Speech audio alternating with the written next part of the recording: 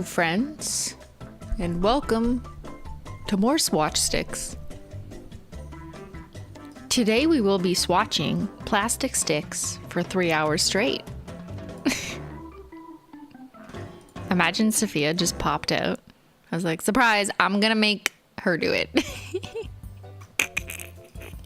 Welcome on in, everyone. Welcome to the Menchie gang. Welcome to the mods.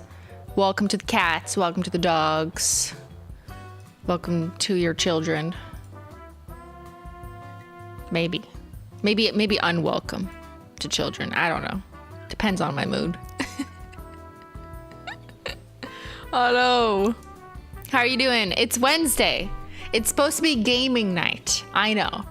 Next week. I swear. I found my controller.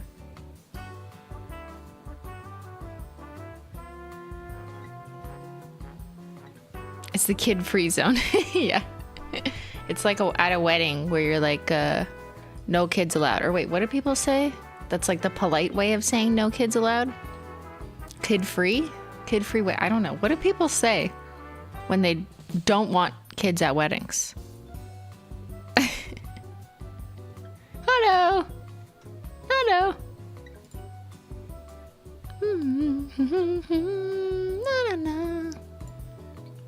18 and up? Well, that sounds like it's a different kind of party. You know what I mean? Like, adult only, that also sounds like a different kind of party. No shame to gaming streams, but I enjoy these more. Yeah. Hi, love what you've done with the shelves. Thank you. I've missed the past few streams, but I finally made it. Yay, the shelves. Oh, Menchie. Come here. Come say hi. Come here. Come here, monkey. Little monkey wants to say hi. Say hi. Meh. Meow for them. No, over there. Over there.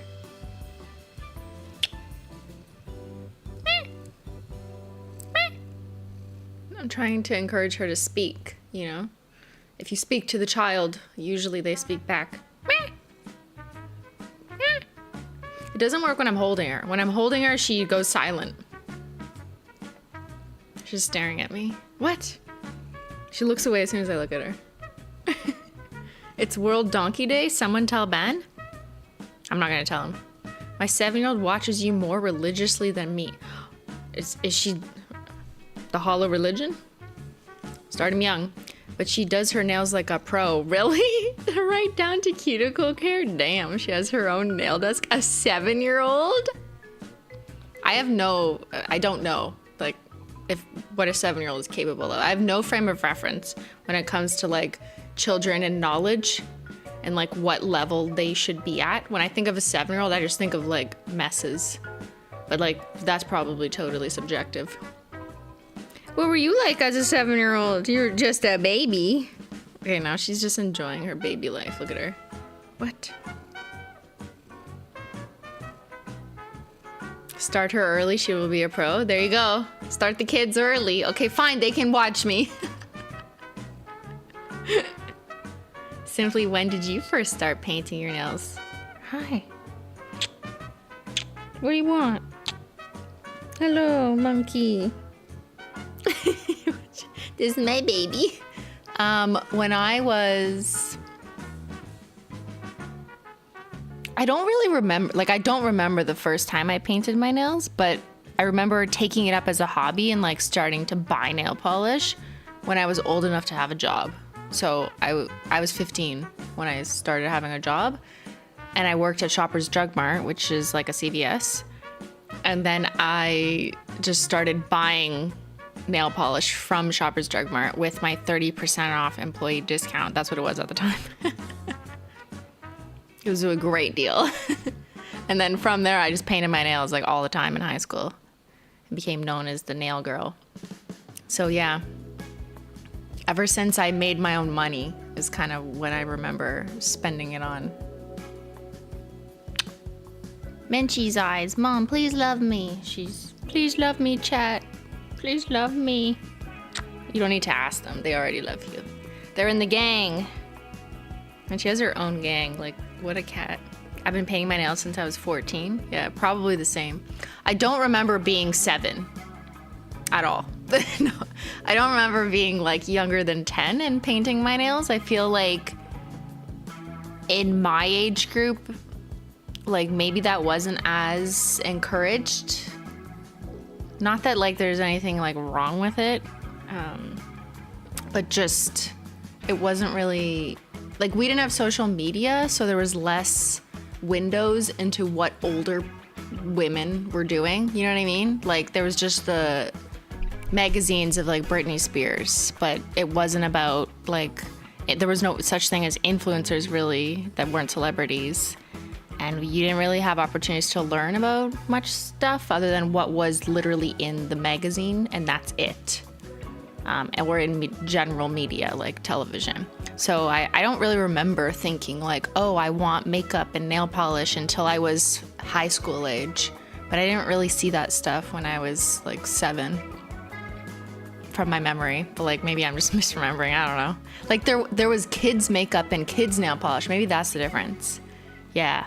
When I was 7 to 10, there was kids makeup and it was trash. And it was like, you could get like a bundle. It was like a book. It would fold open and it would be powdery, chalky bullshit.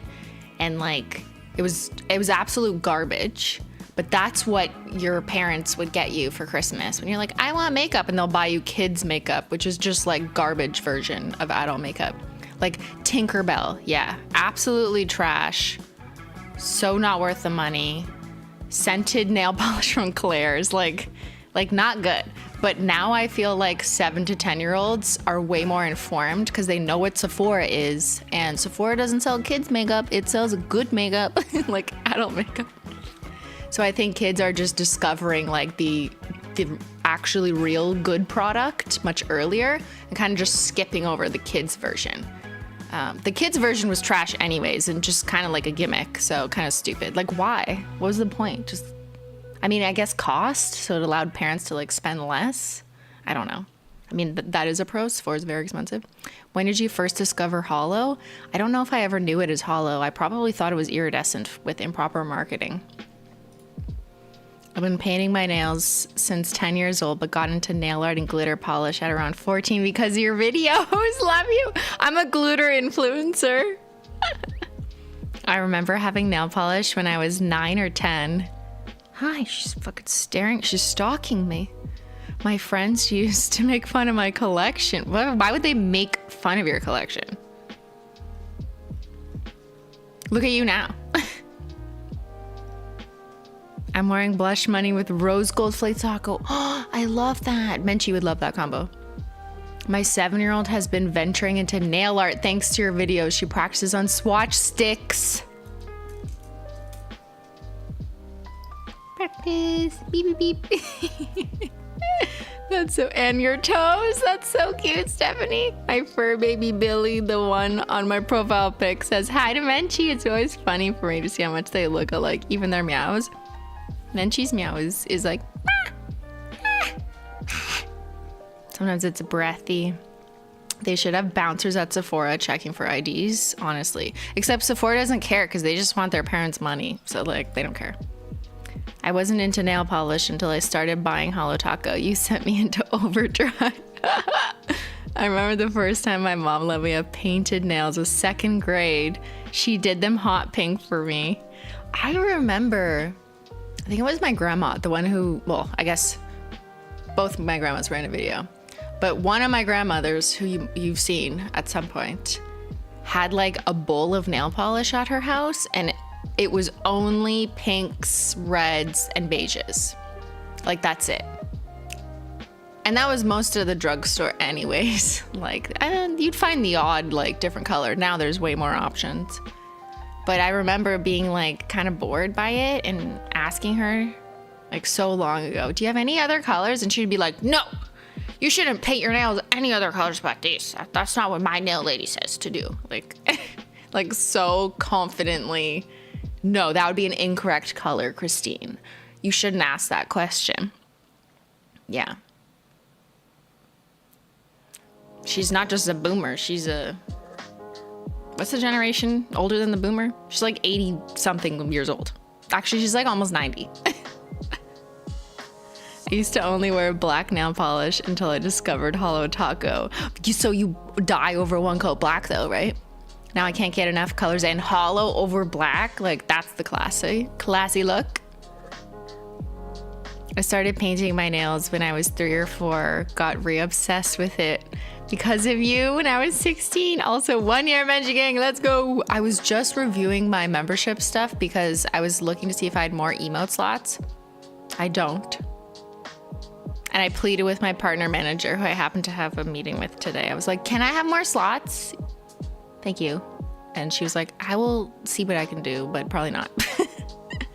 Anyways, I do need another, like, you know how you guys have stars and you have rainbow stars if you're at 12 months? I need to make one for 24 months for a 2 year. So that's my bad for not updating it. At first I was like, oh, I have a year to update that. It's time. The silent generation, even though they are never silent. You're right. That's what it is. The silent generation. Yeah, she's definitely not quiet. She likes to state her opinions. Make banana bread? No, that's yours.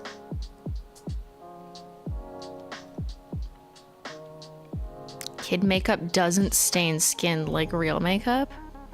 Not all real makeup stains skin though. It's usually just like specific colors. But I kind of remember kid makeup staining though.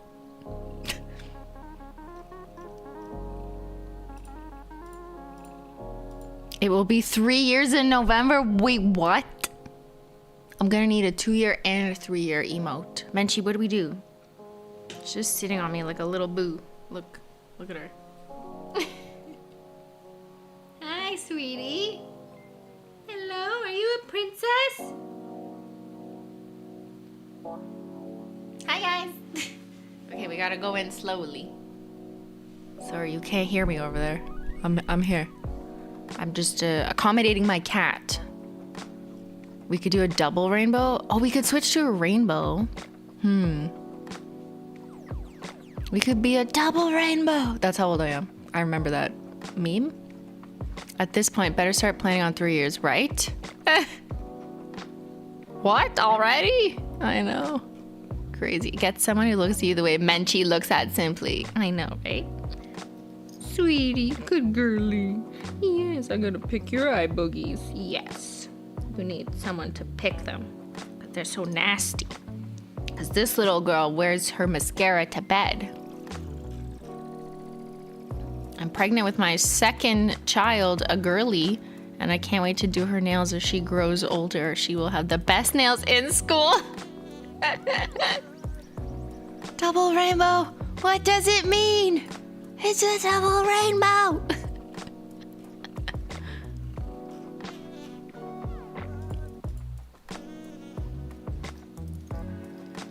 Okay, well, we can't do any work with a cat on my lap, so quick recap. This past Saturday, we started part 1 of my swatch stick adventures, which is painting and organizing all of my swatch rings.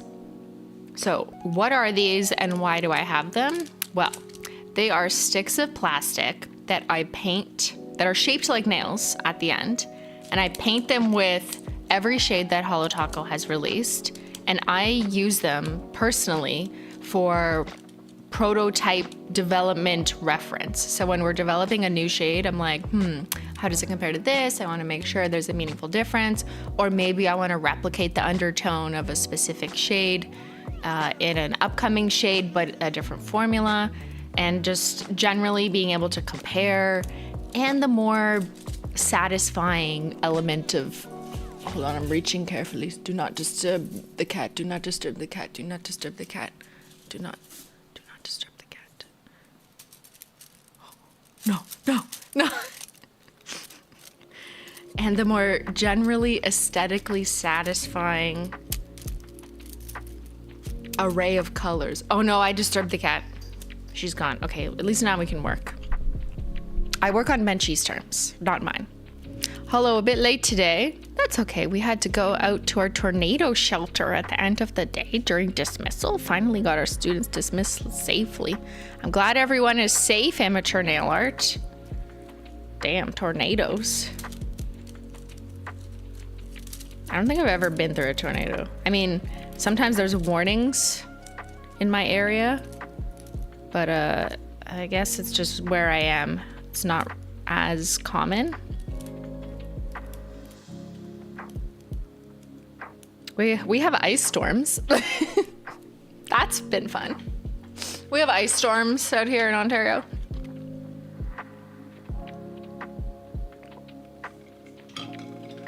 Okay. Now, a reason why some of you at home do this that isn't for like nail polish prototype development is because it's really helpful to paint sticks to not just because it's therapeutic maybe, and some people like just, you know, purely the organizational aspect of it, but because it becomes a reference for when you want to paint your nails and you don't remember, like, how does this topper look over black? How does it look over white? What formula is this really when it's on the nail? So many times, depending on what it is, other than like crèmes, a nail polish is going to look different in the bottle than how it will dried in 2 to 3 coats on a nail that is curved. Like, they don't look exactly the same in the bottle, which is not something 100% of people, like in our customers, even fully appreciate, because they're like, oh, it looks different in the bottle than on the nail. That's fully expected and normal depending on the formula. Like linear hollow, for example, which is one of our best-selling formulas for new customers. On the nails, it's like stunning, linear, like tight lines of holographic. You really see the rainbow come through. The little bit of curvature in your natural nail, no matter how long they are, everyone has just like a little bit of a dome, really helps that rainbow refract. And you need those like thin layers of paint for it to like slick on correctly and like refract rainbows in the light. But if you look at a linear hollow in the bottle, it doesn't always look like that, and that's because sometimes the pigment, like the holographic pigment, sticks to the inside of the glass, and it might make the illusion that the color in the bottle is more silver than it is the color. But that's just the way that that type of pigment and formula behaves in a glass bottle. So that's one reason why people just like to put it on a fake nail so they can remind themselves, oh yeah, that's this shade. That's what I want to wear today. Because just looking at the bottle isn't always the best reference. You know what I mean? So it's kind of like a learning experience. Specifically now with summer coming up, yeah, you need to know how those linear hollows are gonna land. And then you can hold it over your finger and be like, yes, that's what I want to look like today. Today I'm wearing her. I'm late. What are we talking about? Swatch sticks. And the reason why people do these. I put a link. There should be the same link that was there last week for the swatch sticks that I have. Some people do wheels like this. I do both.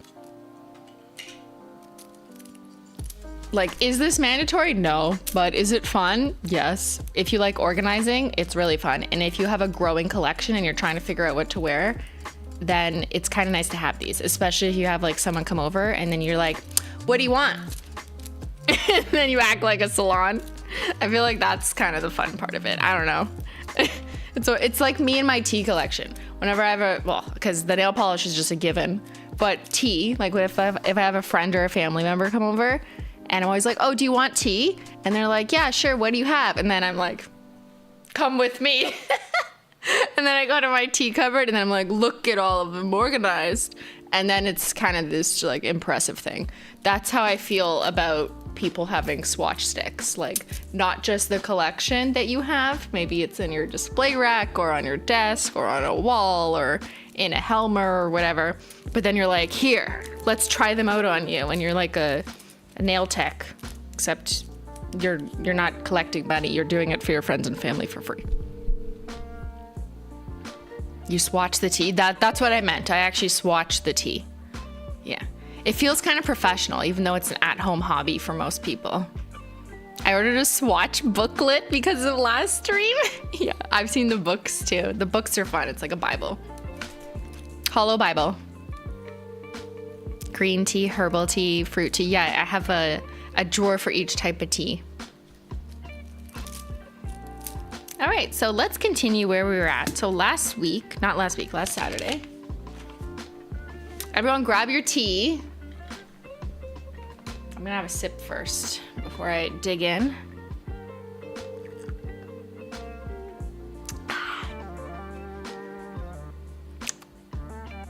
Peppermint tea with chocolate oat milk is what I normally have after 5 p.m. It's like a little dessert. I stop with black tea and whatever.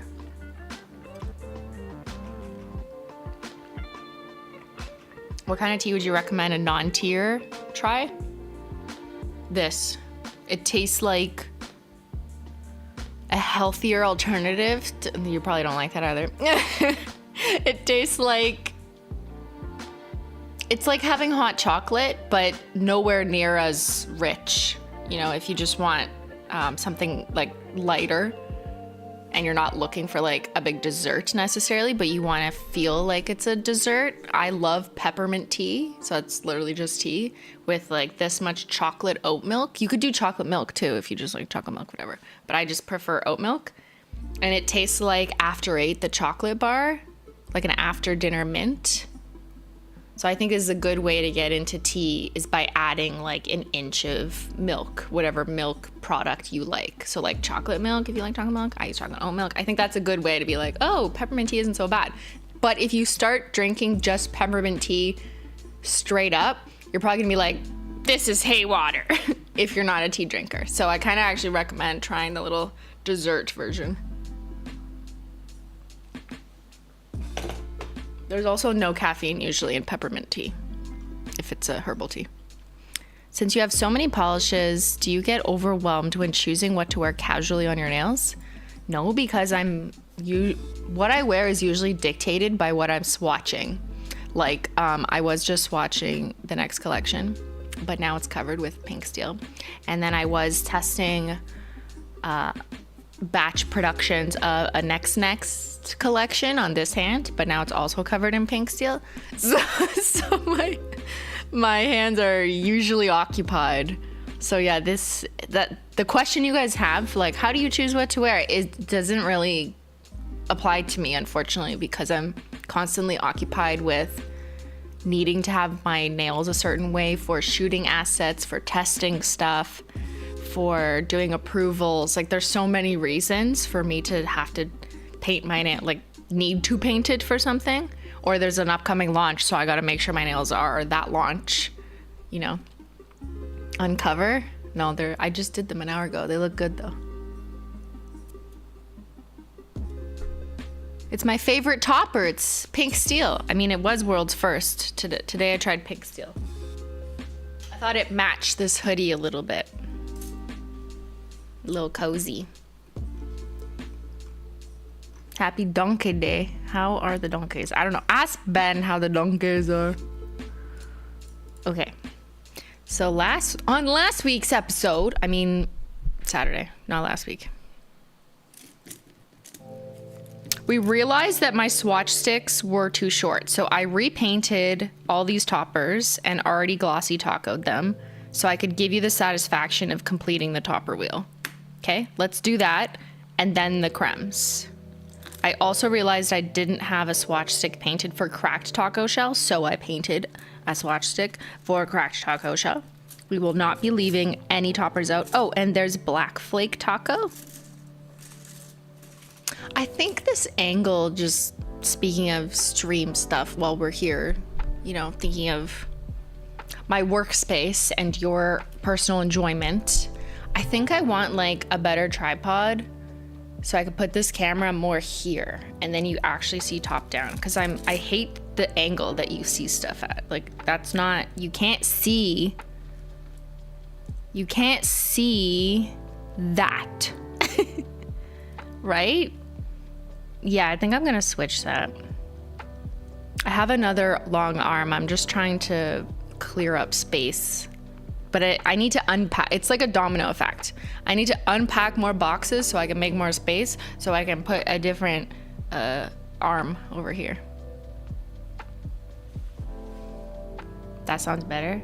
Yeah, they look flat. Well, because my camera's on an angle, so you're seeing the desk on an angle. So I need the camera that is here to be more here, but it also can't be seen by you here.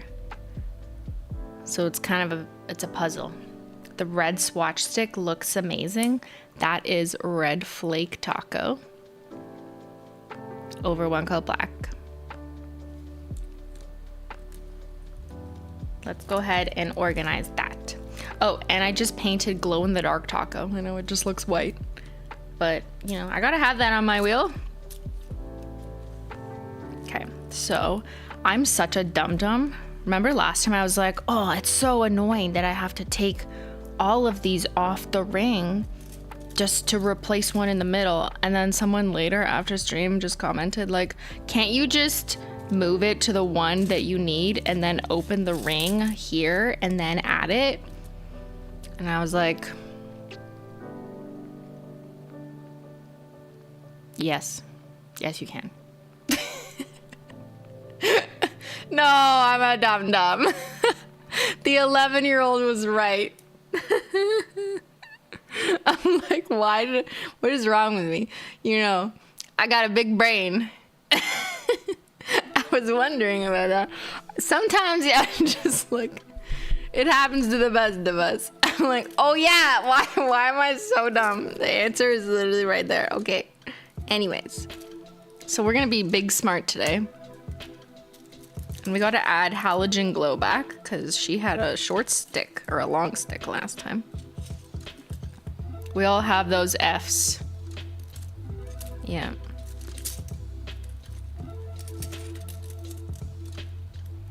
So this is what's so satisfying. I can locate the position and be like, you are gonna go right here.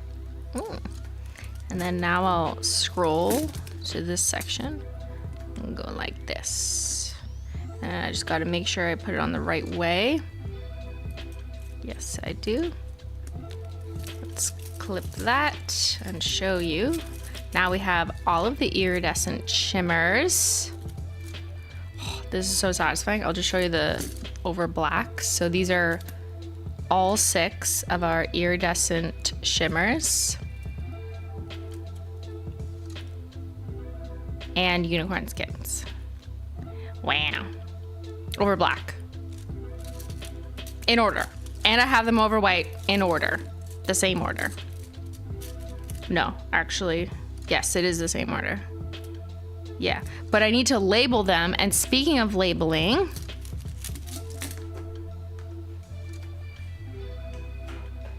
look what I bought. It's so much bigger than I thought it was. It's like as big as my head.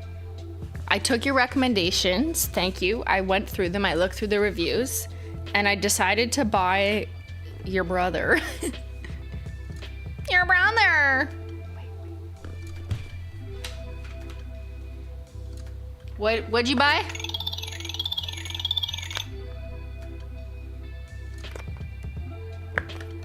I did it wrong.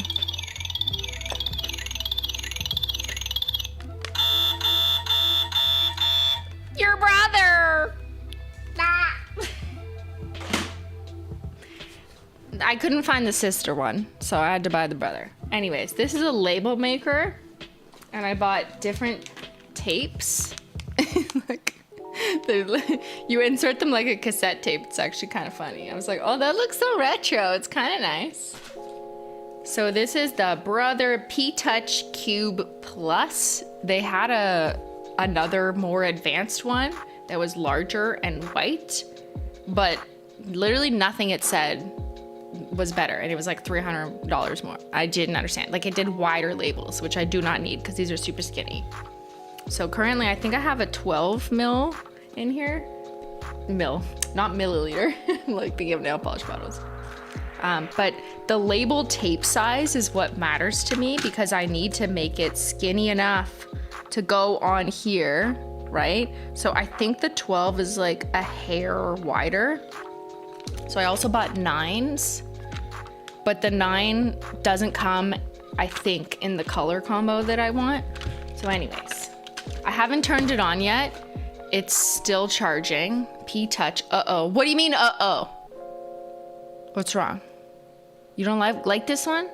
Okay. Some of you recommended it. I'll show you the inside though. It's kind of cool looking. I picked this one to try. I haven't used it yet. Because, how the fuck do you open it again?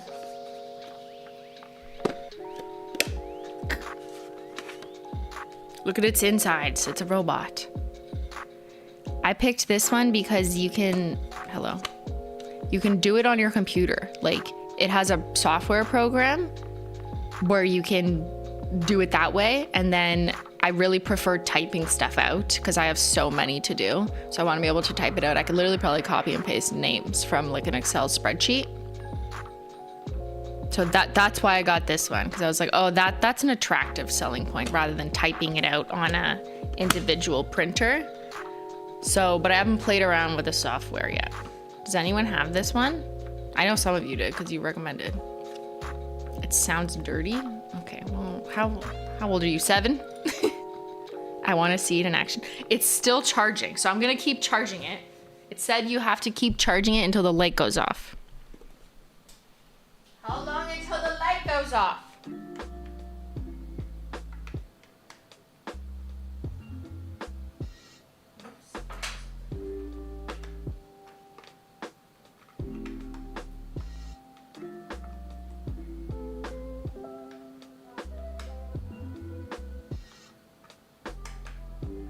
Okay.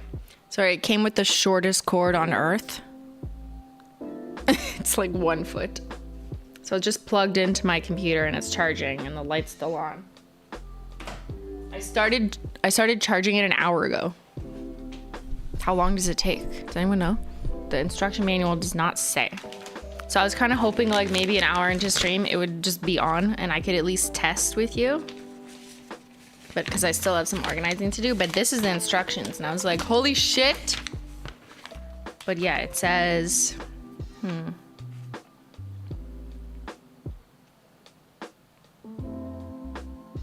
It says charge until the battery LED turns off. So it's still on.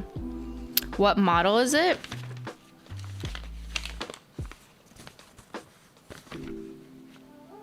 I don't know. Tell me. PT-P710BT.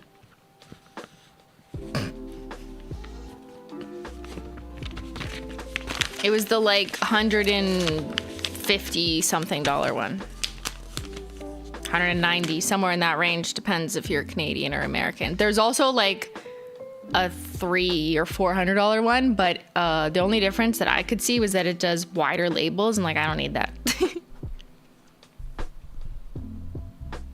I would label everything with it. I might if I really like it. Like I might get into it. Wait, did you say that right? No, it's PT, not Y. PT-P710BT. Should name it Connor. The fact that you can plug it into your computer to type. That's what I wanted, because I'm like, this is way too much to type into like a little QWERTY keypad. Like, let me just do this. You know what I mean? I want to use my computer so I can copy paste.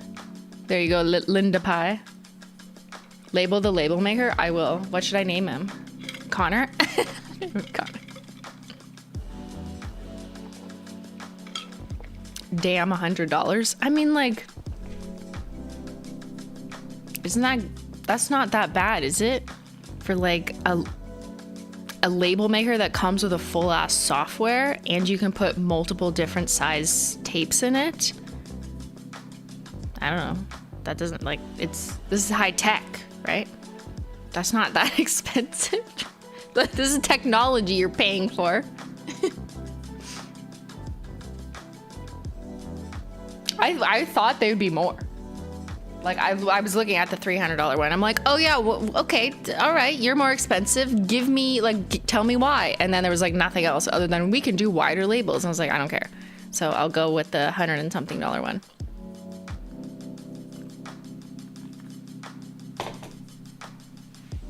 Think of all the time I'm gonna save writing. Not that I wrote anything on here, but it's old tech.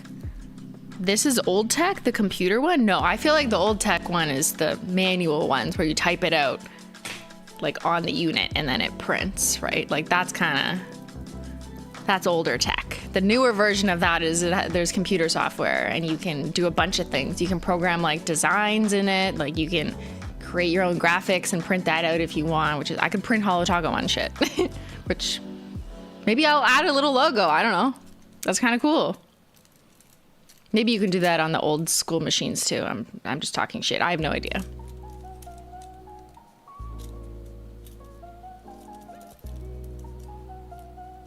So I will let you know if he charges. So let's finish this wheel. I say wheel, I mean ring. It's fine. Okay. I have everything taco here for some reason. And she needs to go to the other side. Take me to the other side.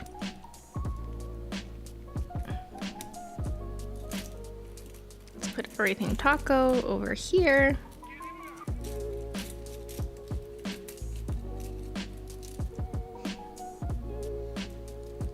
Chat's in a frenzy. You guys arguing over which label maker's better. Okay. Now I'm gonna add these guys. These are all metallic foil flakes. So 4 of them are more similar because they're just straight up one color. Like one color. We've got gold, rose gold, red, and silver. And then fallen flake taco. But let's order them. I think it's like silver, gold, because they're classics. Rose gold, red, and then the multi-chrome flake because it's kind of different. So I'm gonna put them on that way. Make sure they're spooning each other.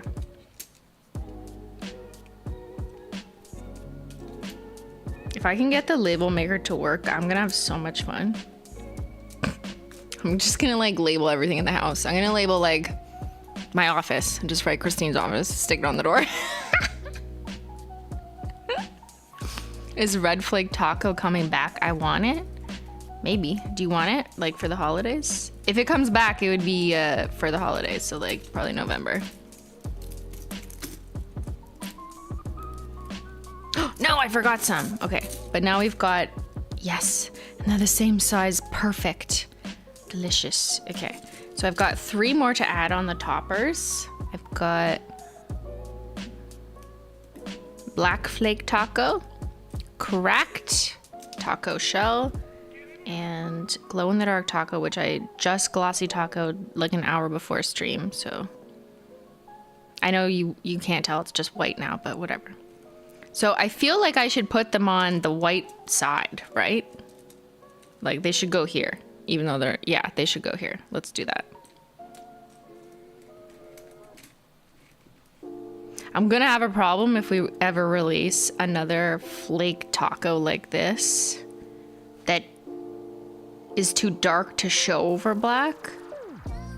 Cause it's kind of like with this family, but also not really, cause it's not the same level of metallic foil, but that's because real black metallic foil doesn't really exist in pigments for nail polish, fun fact. So they end up just looking matter. But if you look at it in the bottle, black flake taco, you will notice there's like tiny reflex of a brownish black metallic, just a little.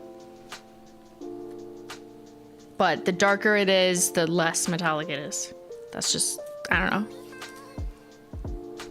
Put it between black and white. Okay, so I could do it right here. And then it would kind of loop over, right?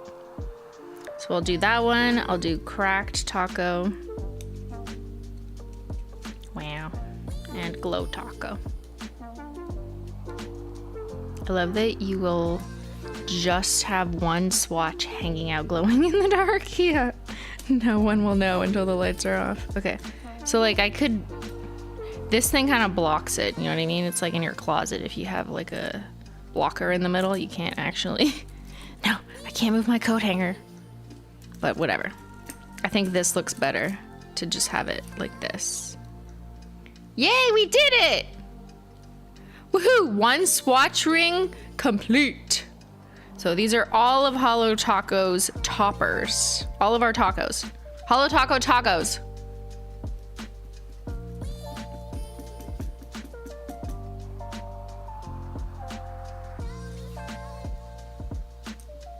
Mom, I'm on TV.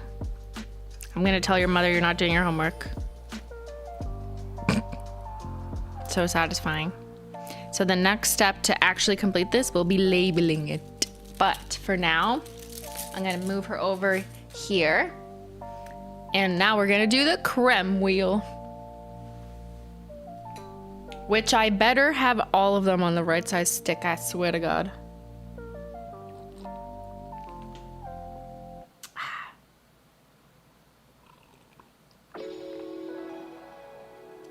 What color are you wearing? Pink steel. My favorite topper. Should put that on that ring. Actually, world's first is probably my favorite topper. And one called black. I like pink steel too though. Are we doing rainbow and creme? Yes. Now, this is how I left crèmes when I was a dum-dum. And I was like, I need to take them all off. So now we have to organize them. Okay.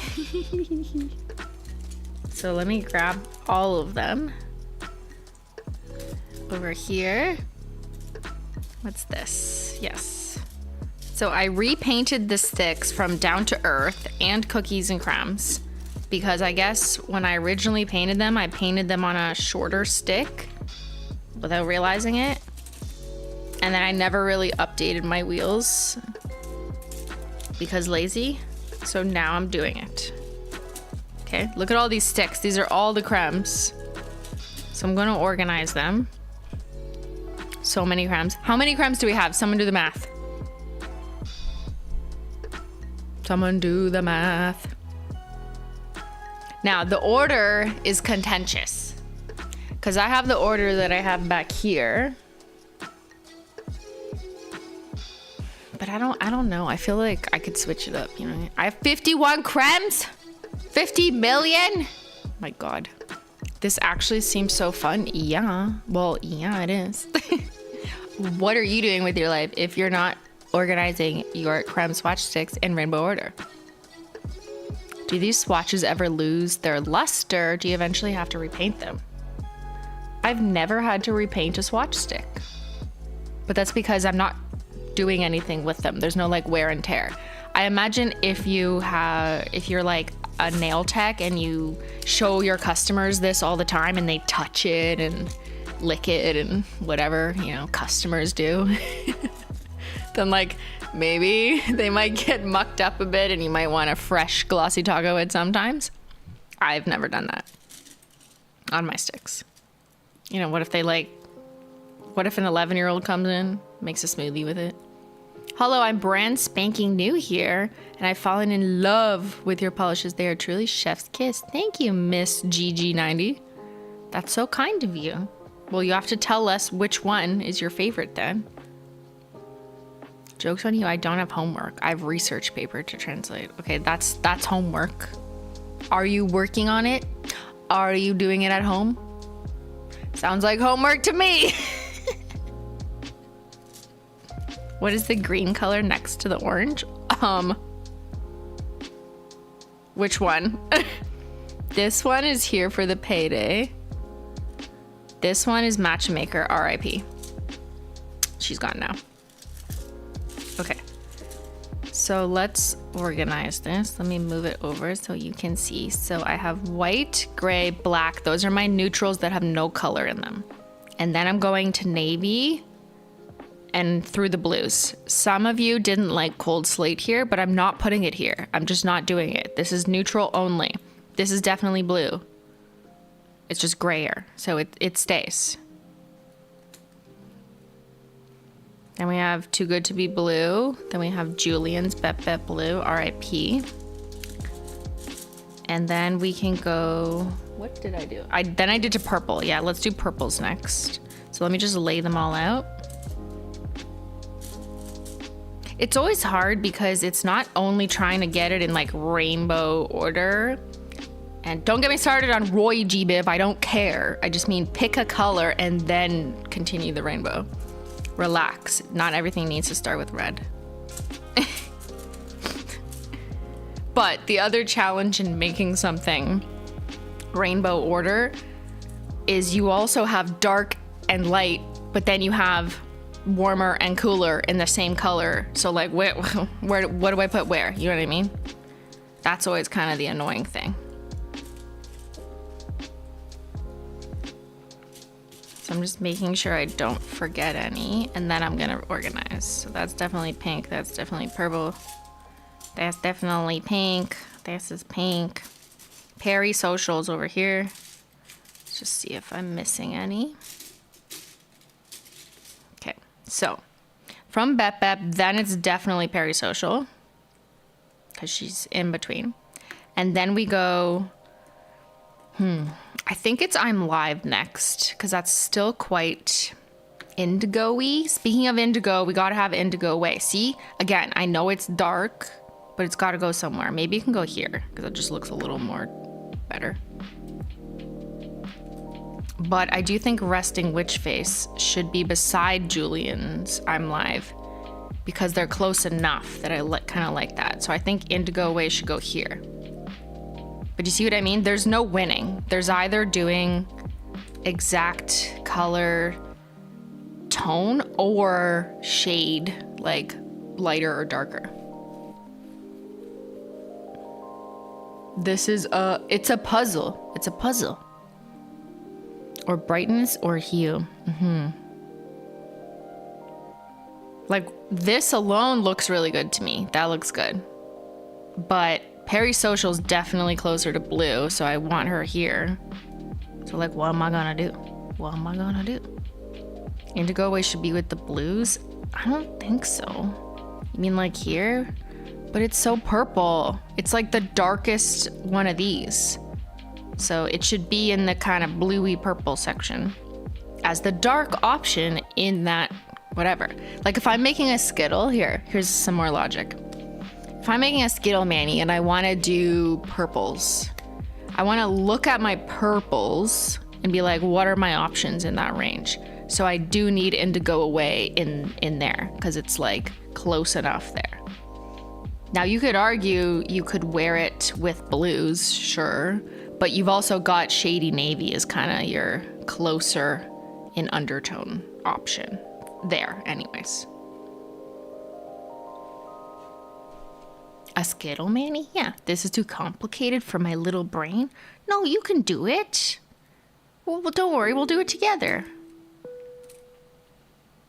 Simply teach logical. Okay. Then we've got Party One Purple, just because that looks good. And then we've got... I feel like this should...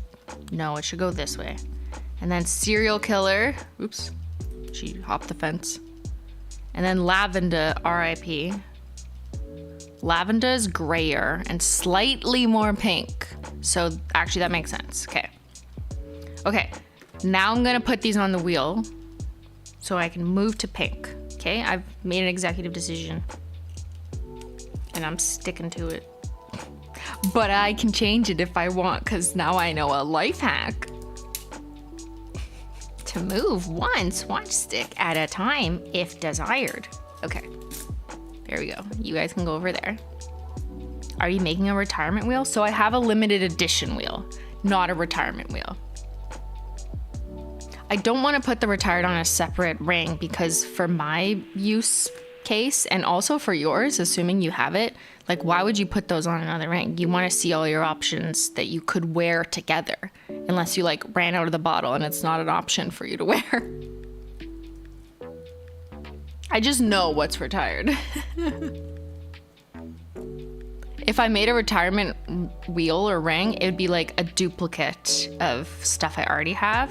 But I prefer to see like the whole range because even when we're prototyping polishes, I'm going to compare it to everything, whether it's in stock or it's retired, because I still want to make it different either way. So I feel like going to another ring, if I pull from this or double it up, it's kind of unnecessary.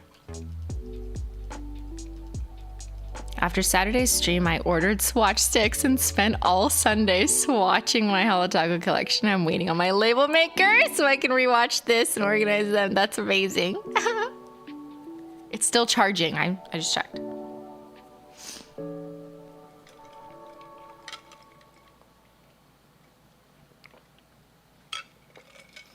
I think you should make a retired one for stream, aka us. Oh, I see why you're asking, because you want it. Selfish chat. Selfish chat wants a retirement wheel so they can just cry. They want to be babies. Is that what it is? It's so it gives you an excuse to whine about them and be like, bring this back, Simply. Why would you do this to us? Is that what it is? Huh? I need low-key blushing.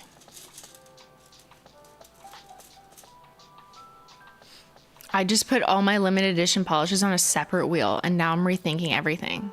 No, okay, let me be clear. I'm doing all my limited edition on a separate wheel too, but limited edition is not the same thing as retired. So this is my limited edition stuff, okay? So I am gonna have some duplicates. The only crèmes on that one are Julian's, but the crèmes we've retired are not on the limited edition wheel. For me, it's what was advertised as limited edition for whatever reason. That's on its own like specialty wheel. But retired is just too, like it changes every, like you don't know that until it's retired, whereas limited edition, like no, it always was that category. Does that make sense? Yeah, and Safiya's, it's a place to put Safiya's, Julian's, retro, every anniversary collection, every birthday collection, every royalty collection. So limited edition, I do have, to be clear, and we're gonna do that later. Would be dramatic when there's new writers, nail polish on a writer. Sorry, I don't know what you mean. Retired can always come out of retirement. Silly munchkins for life with a great point. Okay, where did I put low-key blushing? Oh, I did it weird. Oh my God, I did it better on here than I did on here. I'm a dum-dum. Okay, I'm gonna redo it. I'll show you why.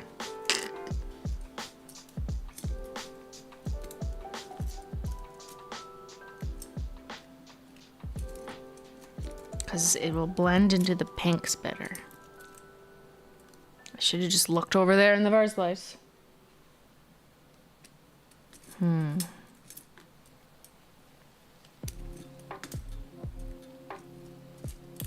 Okay, so I did that a little bit backwards so I could have the pastels start first and then go dark again. And now I go to nightshade because that is a warmy, closer to pink purple. And then it's, I'm just copying my own homework. Work bestie. And then feeling fiendish. Does that make sense? No, she's short. Fuck. Okay, we gotta paint a new feeling fiendish. Wow, no, I missed her. No, Safiya. Do I have another one?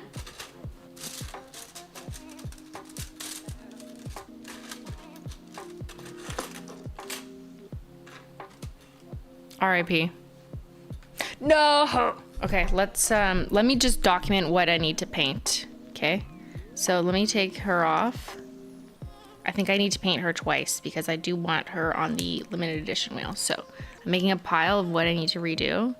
Well, now I know I need to add her there, so that's fine. So after feeling fiendish, then it's high tea hibiscus, and then we go to, yeah, what do you pink? And then pinky swear, and then sweet tooth. That's cute. That's such like a ballet manny. And then, did I put, no, that's sweet tooth. Okay. And then low key, and then to brick. Okay, and that's our transition over to the red zone. So then low key blushing, which is pink, but like in, you know, relative to these pinks, it looks more brown, but it is pinky brown. And then I move over to all bricked up. Just kidding, it's brick wall. Okay. Okay, yeah, let's keep going to make sure I don't need to paint anymore. We're gonna do this smarter than last time. Document the chain of custody. This is the chain of custody, the chain of command. Who's in charge here? Rest in peach? Crime and punishment?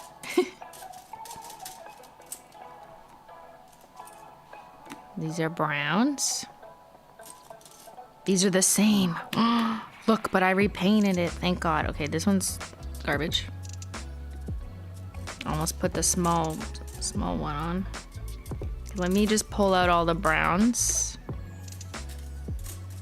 The peaches and the browns. Butter me up. See y'all later. Chai. Butterscotch hop. Banana Madison. Banana hacks. R.I.P. Nobody likes bananas anymore. Oh, here, brownie points. Oh, I love that shade. Everybody loves brownie points. I'm over brew, but... Oh no, sorry. That's brick wall. What am I saying? I'm over brews here. Here. But, let's hold on her for a second. Where did I put, like, the melons? Okay, I faded back, so I see what I did. So I did darker first and then faded down. So let's fall. I like the way it looks on my shelf. I'm just copying myself. It's fine. We need more browns. I didn't know what bricked up was, and I thought it meant messed up. I found out on Ben's stream that I was very wrong. I thought it was like just kind of an innocent, funny joke about how like you're kind of horny, like but like you haven't gotten off yet. That's what I thought it was. So like I don't know. I feel like I've casually heard streamers like say it in like a video game, like, or like if something not actually turns them on, but like they're joking. They're like, oh, I'm all bricked up over this content or whatever.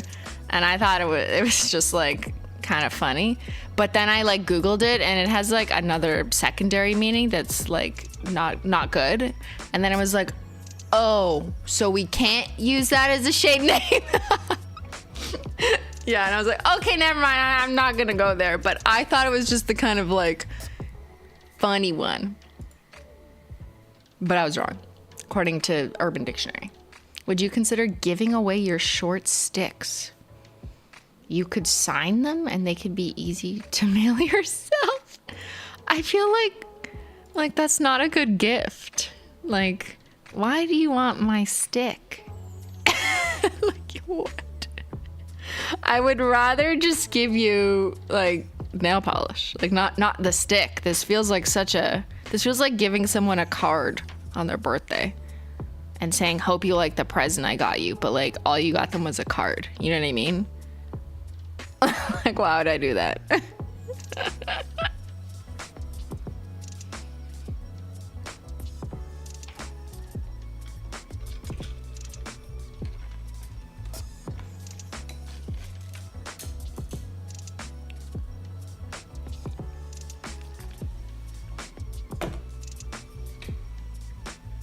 I dropped one. I dropped a stick. Oh no, it's great. Well, hello to you all too. Nice point to come in at. Why? What did I say? You all bricked up? Are we all out of touch millennials? I mean, I feel like, I swear, the context in which what I am exposed to, have heard people use it in, was not like a negative way. So that's why I was like, we could call it this. And then someone was like, yeah, I just Googled it and I don't think we should call it that. And I was like, oh. Okay, never mind. Yeah, we thought of it after, okay, not totally because of Ben, but Ben was playing a video game, The Last of Us, and there's bricks in them. And like, you have a lot of bricks. I don't know. It's just funny. And so like, I thought All Bricked Up was like a funny name with a little bit of innuendo, but like not too much. But there's also something else that's bad, like not good. And I'm not referring to just like being horny. That's not what I mean. I feel like that's innocent. Like, I don't care. But there's another secondary meaning that I'm not going to discuss that's not positive at all to anyone. And I was like, oh, okay, never mind. But I just was not aware. I literally have to Google all the shade names just in case. I feel like there's so many uses of words that I'm like, wait, what? People use that as an insult? I had no idea. Okay, there's left on red. I'm going red first and then we're going to brown because that's how my shelves are. Left on red. Hot take. That was a good one. Hot take, cold slate. Not constipated? No, I don't mean I don't care about constipation. That's not bad.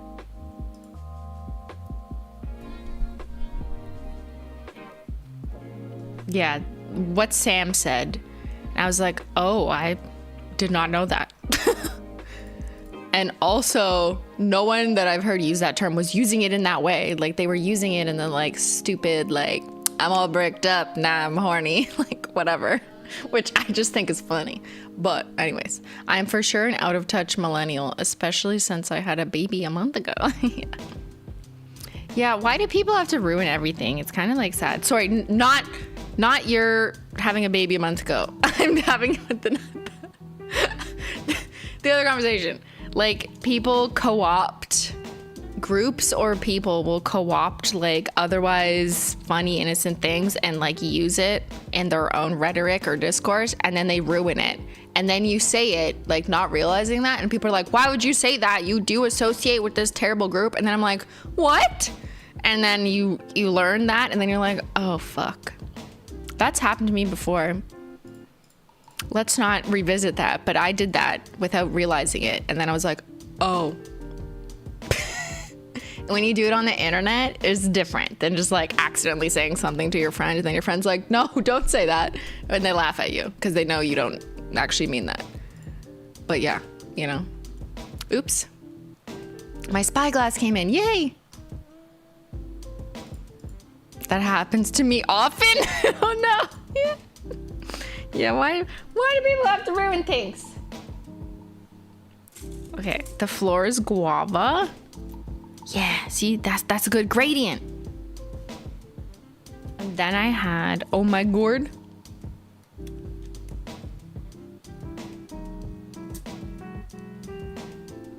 Gen Z here, all bricked up doesn't seem that bad, but at the same time, I don't know the actual meaning. But that's the problem. What is the actual meaning? Like, different people have decided on different meanings.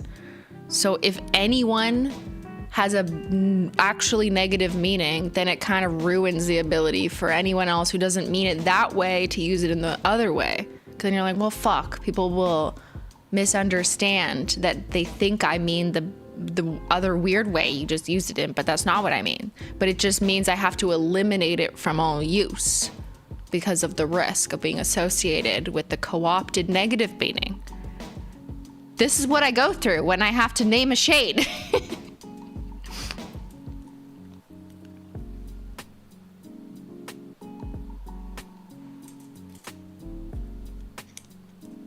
All right, 1 melon followers.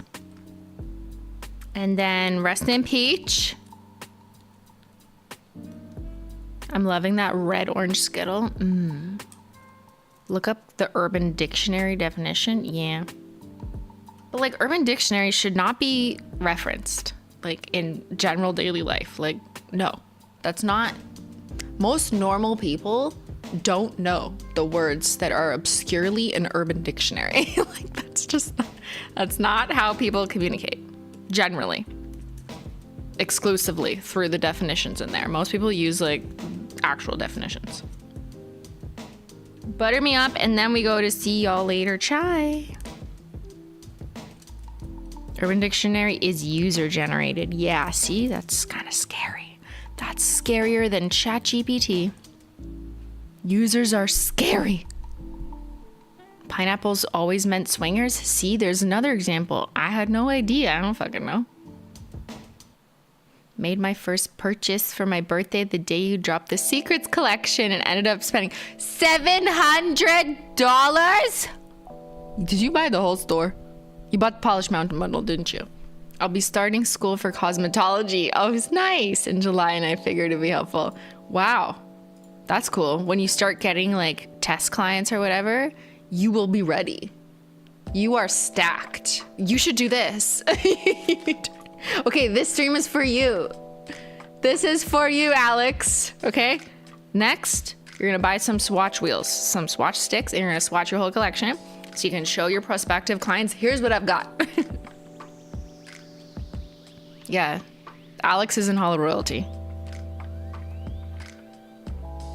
All right, then we're doing Stay Grounded, Repainted Edition. And then Ginger Snatched. And then Magical Mustache. Oh, yeah, that's so satisfying. Look at all the tones of brown.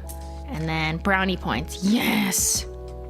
Who says we don't have brown? Okay, Magical Mustache is gone, but whatever. And then I did Butterscotch Hop to get me to yellow. Okay? Yes. I know this is kind of like, big transition, but you know, it has to happen. And then Banana Hacks. Banana Medicine. Oh, I love this wheel. And crèmes aren't even my favorite child. Then we gotta move to green. Okay, now we're gonna take a pause, take a breather, because I gotta pull up my greens. I know Not Pressed is next because it's the yellowest green and it's everyone's favorite shade, top seller, Not Pressed. Check it out. Buy it, please. And I'm gonna pull over some greens. How are we doing? How's Chad doing? Brown is just saturated orange. Yeah, but people don't buy it. RIP.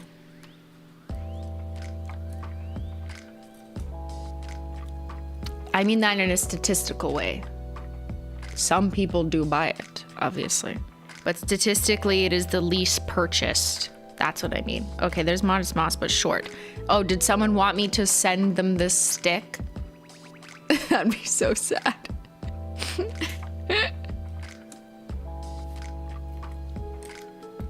Wait, where's I'm Overbrew? Fuck. I forgot to put I'm Overbrew. It was supposed to go over here. It's okay, we can... I know a hack. Oh my god, hi Christine, hi. I've had the hardest time placing the fall crowns because they are so warm compared to the other colors. I know, we did that on purpose.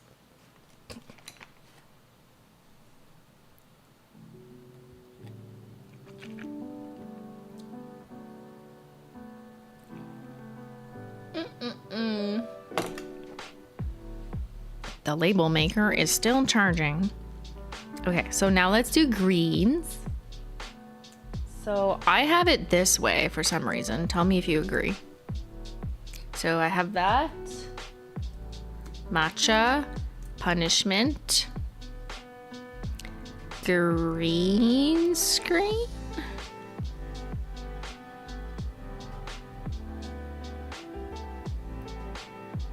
I have it like this. No, I don't. I'm lying. I have it like this. Okay. I know this is warm, like what Casey was literally just saying. I know this is warm, so really it should be more like here. But I don't know. That's just, I don't know. This just seems better, even though it is warmer. Come back, seafoam home. See, this is why I'm not doing a retired wheel. Do you realize that a spyglass is actually a telescope? Think pirates or Admiral Nelson, not a magnifying glass. What do you mean? This is, I call this a spyglass in my Urban Dictionary. Yeah, I know. I don't care. Yeah, I spy on you. And it's glass. So, you know. It's a spyglass to me.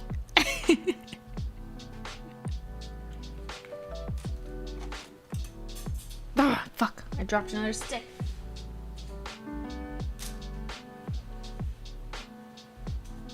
Why is the light blue? What light? Did you see a light? That's just... Oh yeah, that's you. You see the camera? That's you. Okay, there's 3 lights. Look at the one that's not blurry. I'm gonna show you your reflection. So that rounded square is what's called a key light. Trying to get it to focus a bit. That rounded square right here is a key light. It just means a light that's diffused. And then the big circle behind it is a larger light that's further away. And then the little black spot, that's the macro camera. That's this camera. And then the little spotlight on top is another light. And then these other little lights are pot lights, or that's Canadian, down lights in the ceiling. But they're only at 20% because when they're at 100%, it like looks like I have 8 million under eyes. Under eyes? Under eye bags? You are robots. It's you. Yeah, say hi. Why is there another face? I see dots. Yeah, the dots are the pot lights. Turn it to the corner. What corner? You freaks. What do you want to see? You're not going to see anything.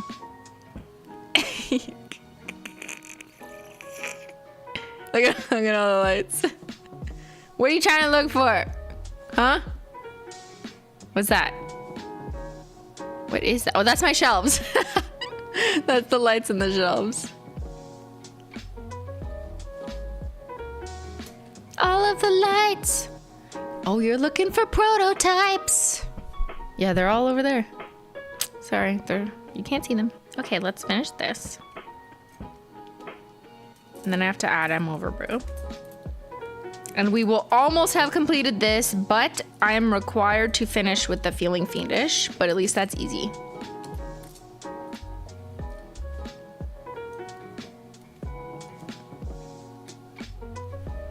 Wait, did I just skip it? Fuck, I skipped it. Stupid.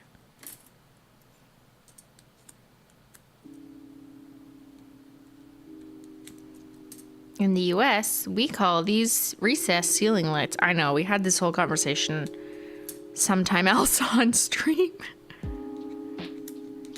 Pot lights, recessed lights, LED lights, down lights, spotlights, path lights, grow up lights, marijuana lights, you know, whatever.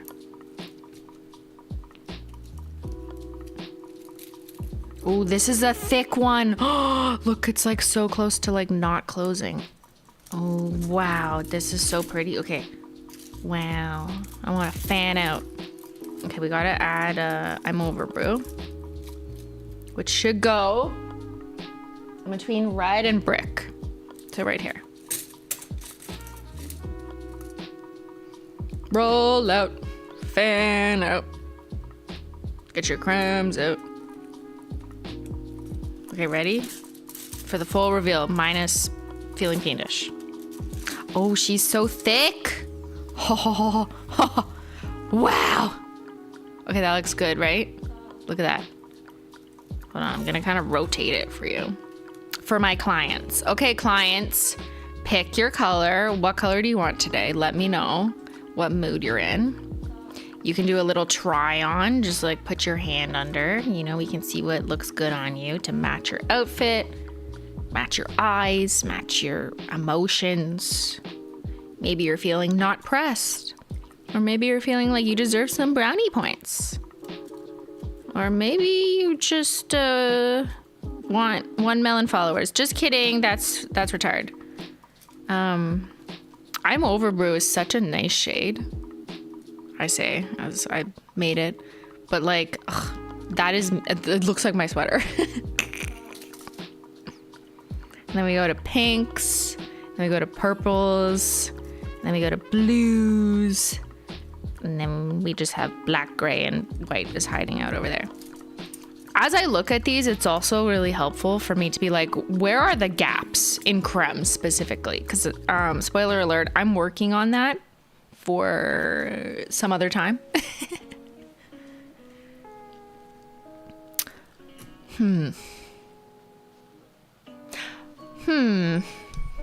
What, like if I step back and just look at this, there's a lot of color and a pretty good distribution, like across the main colors, you know what I mean? Like we've filled in the browns and yellows, you know, which previously were not filled in. But like, I think we've done a good job, just generally speaking, like covered every colors. Now, we don't have that much in range when it comes to, you know, if the customer's like, I'm a pink person, or I'm looking only for neutrals. Like, well, yeah, because we catered more to the entire spectrum of the rainbow rather than like selecting this block of people and expanding upon it, because that's already done by literally everyone else in the drugstore. Dark crèmes. So that is one thing I agree with you. I think one thing that is missing is we have like color fun stuff, but we don't have as many deep dark crèmes. So Down to Earth was somewhat in that direction, but not super dark. I'd say like our darkest crèmes, like Brownie Points, was one way of getting like a really dark brown in there. So we have Brownie Points, I would say, is like super dark. I'm Over Brew is super dark-ish. Indigo Way is super dark. Nightshade isn't that dark. It's deep, but it's not that dark. Shady Navy definitely is dark to me, I think. Although maybe you could have darker. Anyways, yeah, like grungy dark. Muted shades like Matcha Maker, yeah. That is another one. Like muted pastels. So we did a lot of pastels with Pastel and Don't Tell, but I was prioritizing like bold, fun colors for spring. I think there's just like more, you know, diversification across the catalog, and it's just kind of more fun messaging. But I hear you on the muted, lighter colors, like desaturated, like a la Matcha Maker, but not exactly the same. I wouldn't dupe the exact same colors, sorry. Low-key blushing kind of meets that. Right? Hello Taco Grunge Edition. Dark Academia.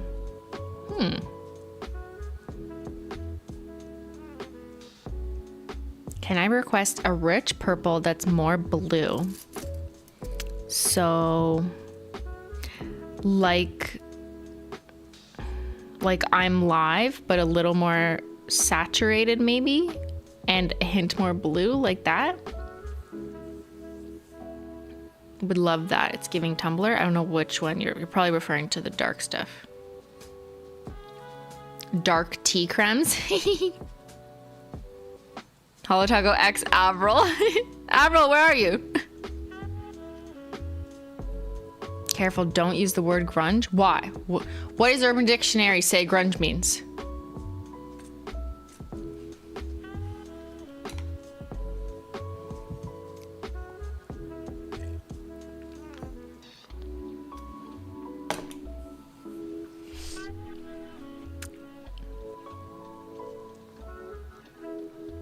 I see a lot of you saying neons, and like, if I could have released neons from a cosmetics perspective, I would have. So.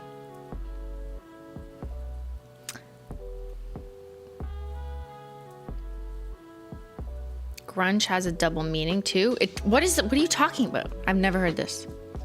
You never know. It might be worse than bricked up. You guys are just trolling me.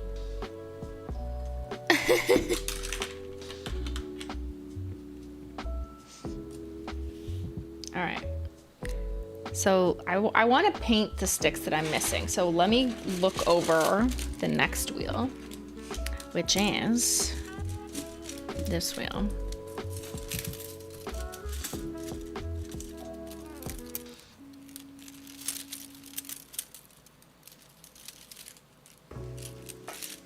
You guys can use Google to answer your questions. How about that? Google what you're wondering.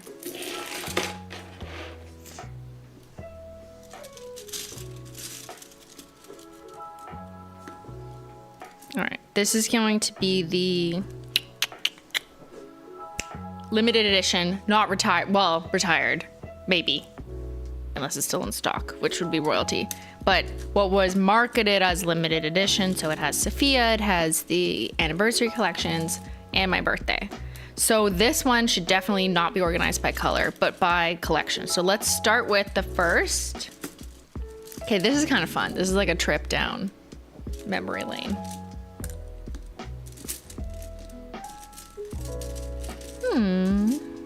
Where is she?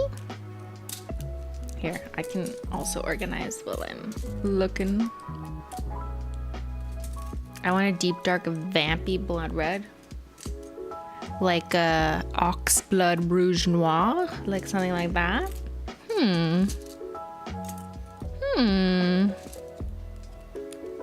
How many times will simply detectives write down every time I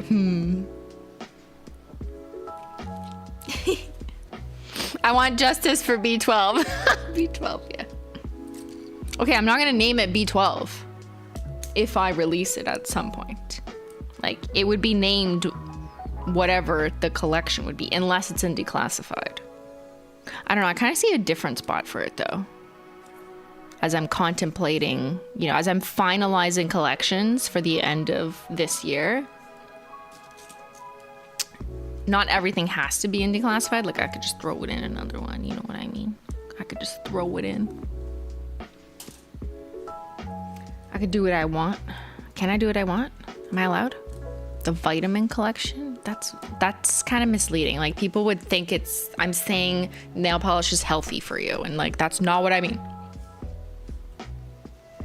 Good save by ChatGPT. As of my last update, I don't have real-time info about upcoming HOLOTHERE collection. However, you can stay updated by checking their website or following their social media. Good job, ChatGPT. Not you, Chat, the other Chat. Honestly, B12 could be an inside thing that only we know about. Yeah. Like, I would just refer to it as B12. It's kind of like Jingle Hell, aka Naughty List. All right, first anniversary. Let's go in order. So I'm gonna put these over there. First anniversary, I need to pull up my spreadsheet.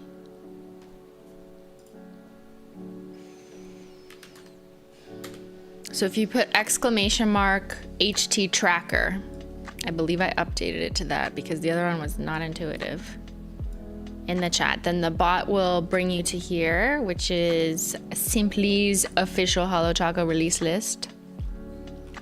It'll just help me know. So this has a retired column, not necessarily limited edition, but it does say limited edition until it was retired. But the first thing that was actually limited edition was not until this. Submitting last uni essay Friday. Yay, want to celebrate with a polish for graduation. What colors are good on pasty fingers? Do you have teal no lies? The new dark teal, metallic foily. That's fucking stunning on my ghosty ass skin, I think. So, teal no lies. You wrote no lies in your essay. Facts only. HT tracker. No, that's not. Try again. Wait, did it work? Come on.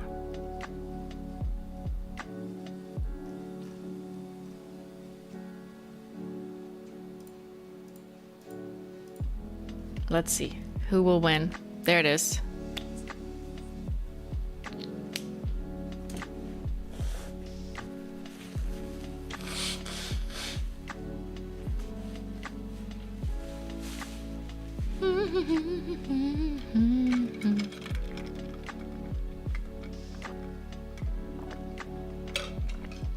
Okay. First anniversary was first. And then I'm just looking for limited edition stuff. So I'm just going from memory. Like, yes, these were retired, but they weren't limited edition. So Got Cake, even though it was brought back by Holo Royalty, I'm counting it as limited edition. So it's going on. It's going on. So there's Got Cake. Ugh, are these sticks not the right, like, wait, I'm confused because look. This one has a square bottom, but when I line them up, I actually think they're the same length. Like maybe it was a different length square. What? I need to put it on a wheel to test.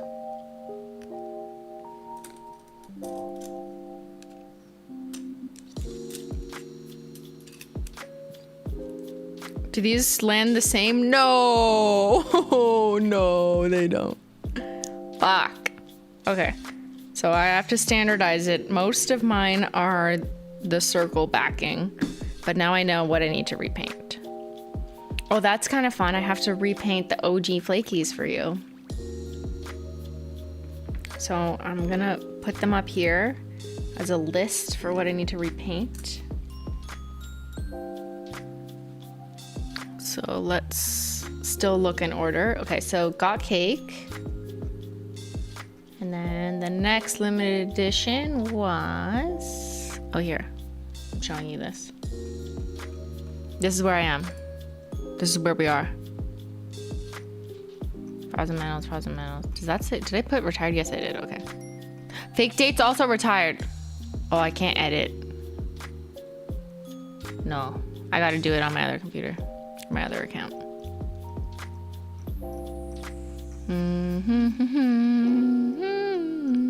Okay, so the next limited edition was the Remix Collection, which was our 2nd anniversary.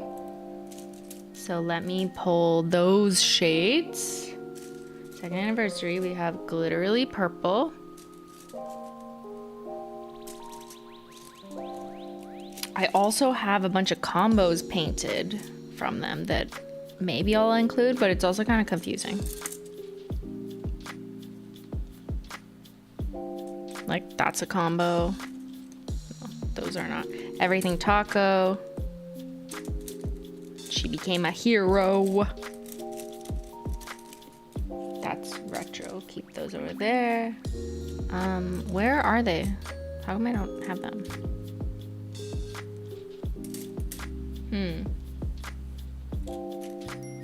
Oh, here's the other one.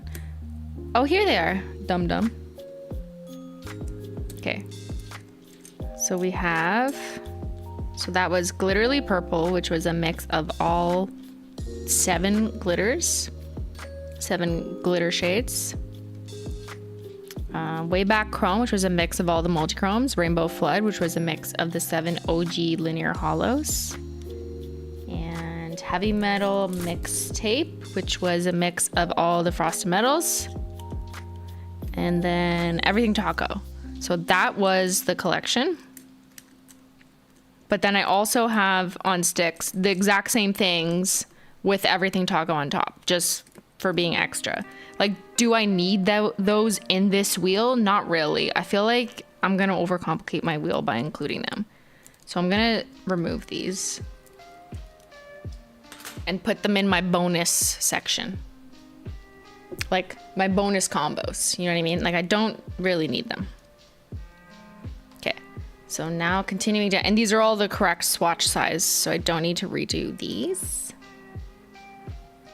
So the next limited edition is, so we had tea crèmes, and then Existential Crisis, which was voted back. Frozen Bananas, which was not. So Existential Crisis, that's what I'm always having. What about you? Frozen Bananas. Okay, why no one liked this shade? You guys are all fucking crazy. I love this. It looks like white gold jewelry on your nails. Ugh. Like a white yellow gold blend. Just so shiny. Again, Frosted Metals need to be appreciated in person. Alright. Then RIP to the Christmas with No H glitters, but they were not limited edition. They were available for a while, and then they were brought back seasonally, and then that was that. Winter shimmers still around. These are good. Light mode. Julian. Okay, so I repainted him. So we got Magical Mustache, I'm Live, Bet Bet Blue, Great, and Monstera. Why did I put it in that order? I feel like Great should be above or below.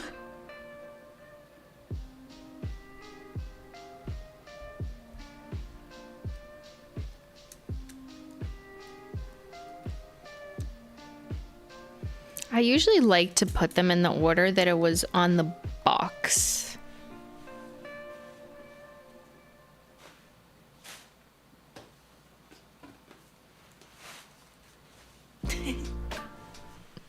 So that was Bet Bet, Monstera, Great, I'm Live, Magical Mustache. Alex, thank you.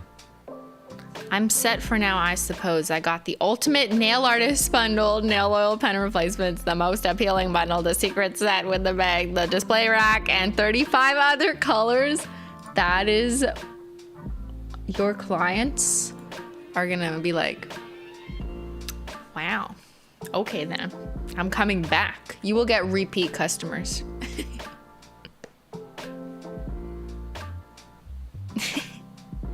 I have 2 different versions of frozen banana.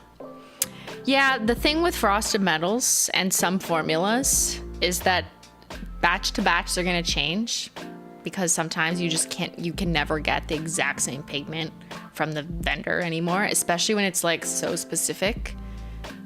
So yeah, the frozen bananas had a few different batches because it was first made and then it was brought back and that kind of thing. And so yeah, variance does happen. Do you want to rearrange the boxes on the shelves? I do want to rearrange them. They're just hanging out for now. But I like putting my swatch sticks in the order of the box because generally a lot of thought was put into what order the polishes are listed in the box, because it's usually the order that they are packaged in the box, which is the order that they are photographed in when it's like a picture of the box and the polishes and the lineup. So there's always like a specific logic, whether it's putting it in more of a rainbow order or making it like this is a good order just from like not necessarily a rainbow, but just like a feeling balanced type of way. So I'm trying to replicate it there. So I got to do that for remix actually. Where's my remix box? Oh wait, I see one. I see one in the corner.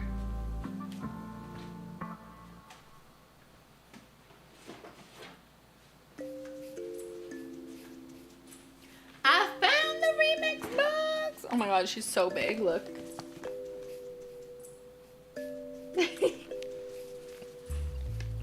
It's so big. This is crazy. This is such a fun box, but also stupid. This was a stupid expensive box. That's why we never did it again. But like, come on. Like, I just wanted to do this. I was like, please supply chain. I just want to be able to have a CD. And this insert you can take out. Like, that was pretty cool. And then people would hang this, yeah. Revolutionary. I'm trying to put it back in now.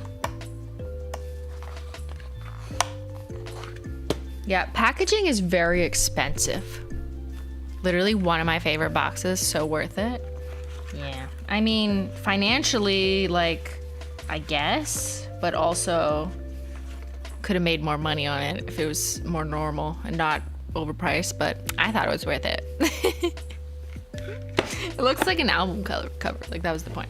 Anyways, so let me put these in order, which was Heavy Metal Mixtape was first, and then Rainbow Flood, and then Glitterly Purple, then Everything Taco. That's weird. Maybe this is before we thought about it. But okay. This is before we realized you gotta think about that. I haven't seen that box before. Yeah, this is a big one. I don't want to. It can spin a lot if you do that, but. And then it would stop. So there's like little magnets or weights in here so that it stops on the right spot too. Like it literally lands to show these. Because I was like, I want to be able to spin it and it land properly and not it land like this or something stupid, right? So there's so much time and effort went into this box and the construction, and you can imagine like trying to assemble the box and this thing and it was a lot. Printing on everything, holographic film on top, hollow on the sides. Yeah, this was the most complicated box we've ever done because it like had a function on the inside. Yeah. And it cost a lot per box.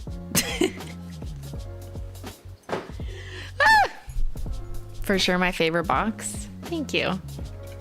Over-engineered box, basically. It was overqualified for the job.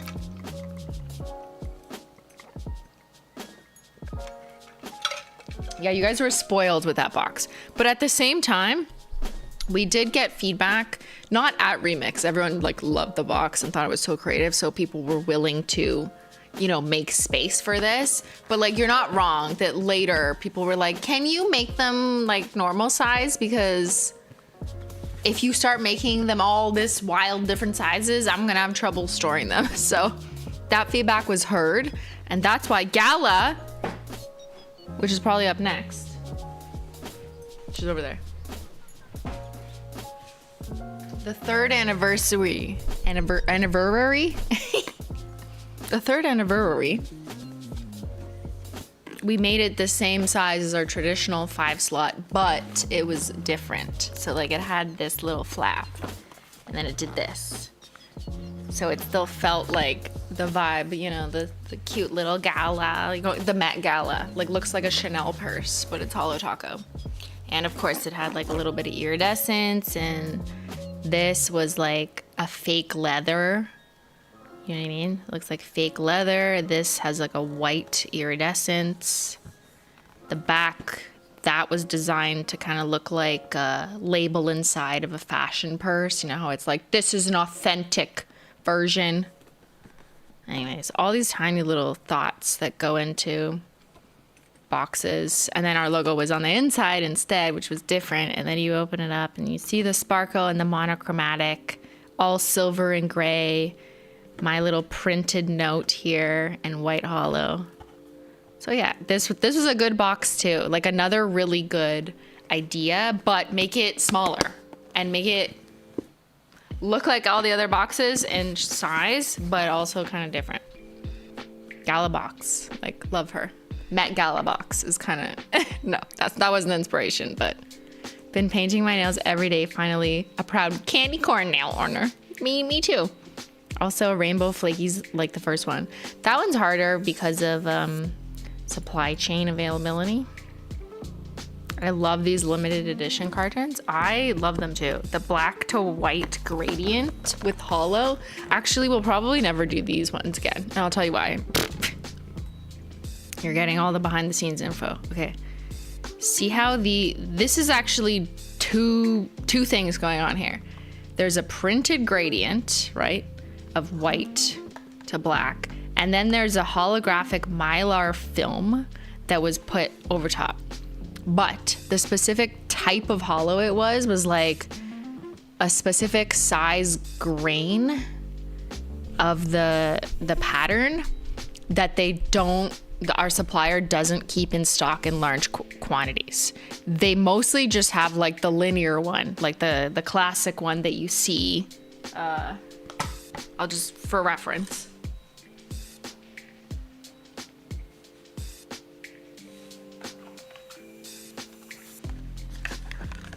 For reference, this is the linear one. So it doesn't matter whether it's over silver or over black. All of our cartons have a holographic element to them.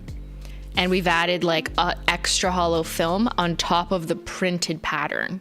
So there's like a 2-step process. Actually, it's 3-step. I'm lying. The 3rd step is the UV gloss shapes which is like another cost, but I'm like, so necessary. It looks so good.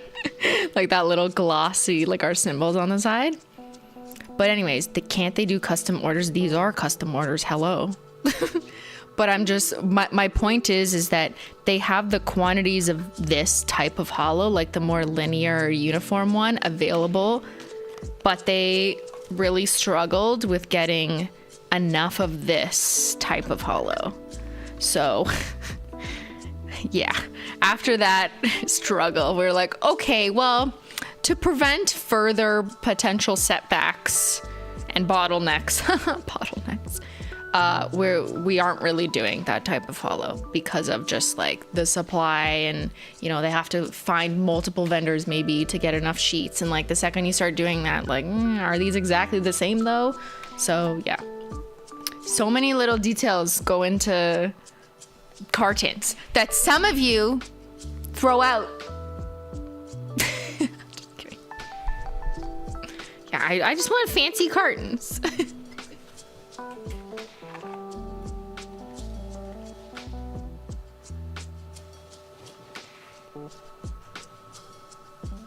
Can you tell us anything about 5th year anniversary? Well, let's get there.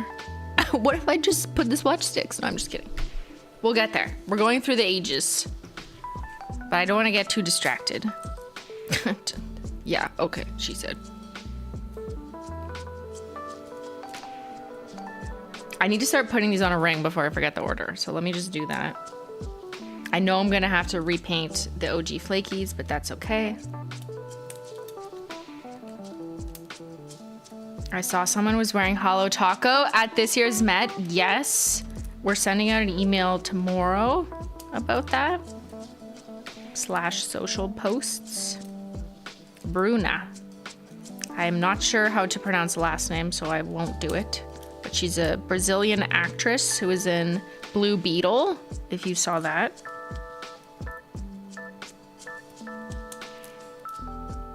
But yeah, she was wearing both of our base coats, like both of our smoothing base coats, like smoothing and pink, to get that like sheerish but also not sheer natural nail look, and then Halogen Glow, the topper on top, so that it kind of looked like this golden glimmer nudish nail. How could you tell? Because we worked with the nail tech who did it.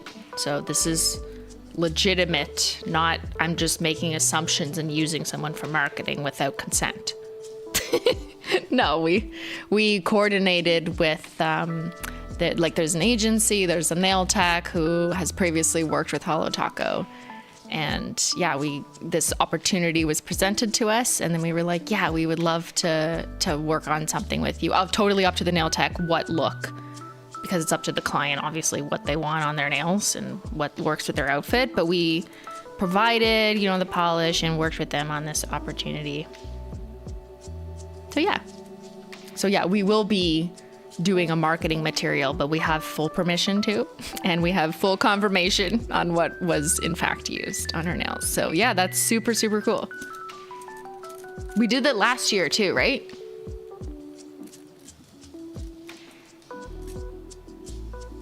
So that's the beginning of the wheel. You put so much care and effort into your polishes and company. I've just had really good experiences since I've started purchasing Holo Taco. Thank you. I've never received so many compliments in my life. You're exaggerating. In your whole entire life? Thank you. Yes, last year was on Daisy Edgar Jones, and she was wearing reflective taco and one coat, just a tiny bit of one coat black. Her mani was like mostly neutral with reflective taco and like a tiny little black heart.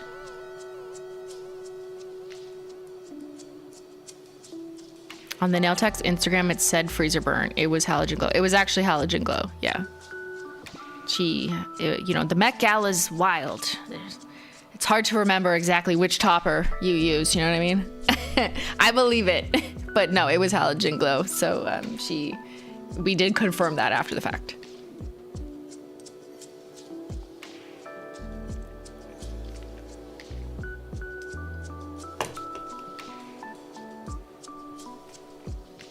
Okay, let's go back to this.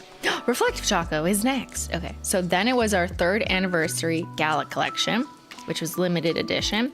Some of the shades have been voted back into existence, so that's Reflective Taco and Featured Guest are back, but RIP to Highest Bidder, Smoke Show, and Blacklisted. Let's see if I have them on the right sticks. How come I don't have any of them? Nope, I have 2 of them. I need to paint Reflective Taco. I'm missing Reflective Taco and Disco Dust from my toppers ring.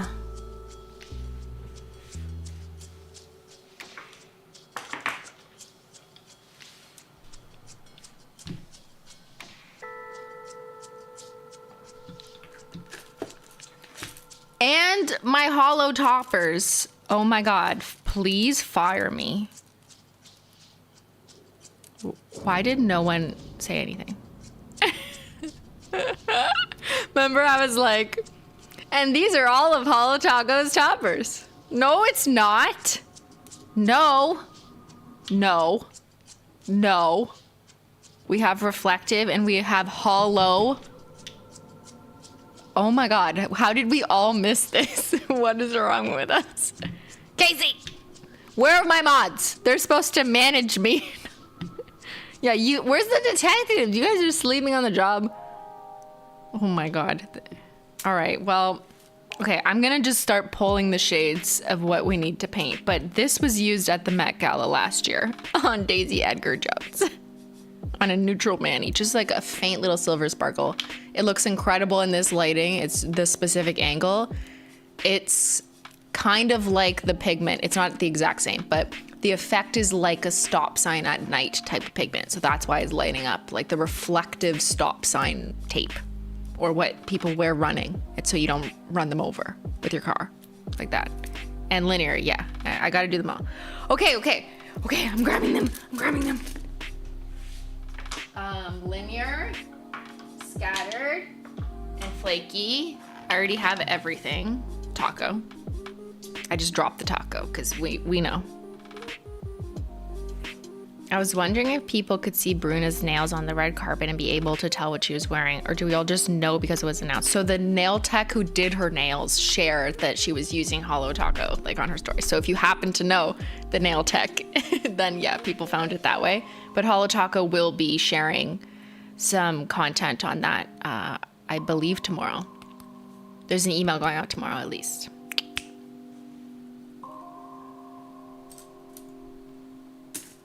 All right, make room.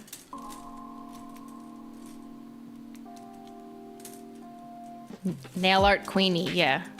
Is that the correct handle? Her name's Queenie, but is it Nail Art Queenie? I can't remember off the top of my head. I follow her, but I just don't remember the handle exactly. On Instagram. Don't forget to repaint Safiya's shade, yes. And the limited edition 1st anniversary flakes, which are right here. So I'm just pulling. This can move. You go here.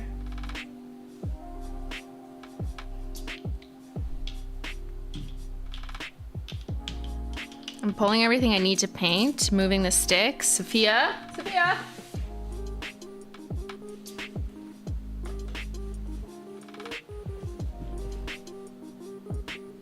Safiya shade. Before I actually do the repainting, I'm gonna continue down this list because I don't want to miss something else. You know what I mean? Fucking missed the fucking hollow toppers that started this brand. Oh my God.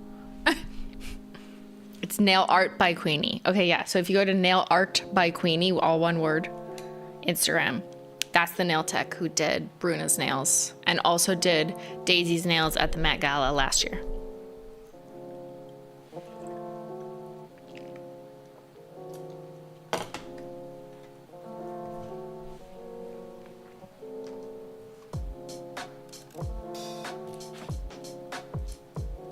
So I'm missing reflective painted.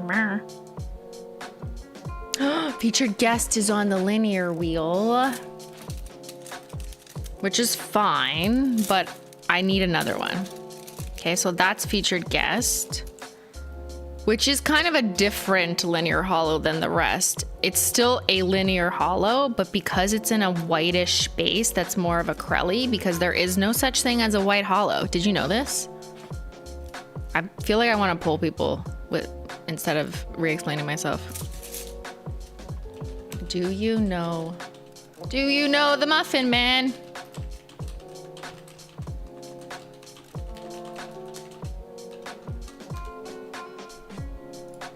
Okay, let's see who can answer it. Real teacher moment. All right, class, who can tell me why there's no such thing as a white hollow? A real, true, bright white hollow. Sounds snortable? Yeah, the answer is drugs, actually. Welcome to my drug class. We will be making pamphlets later. I'm gonna poll featured guests in the meantime.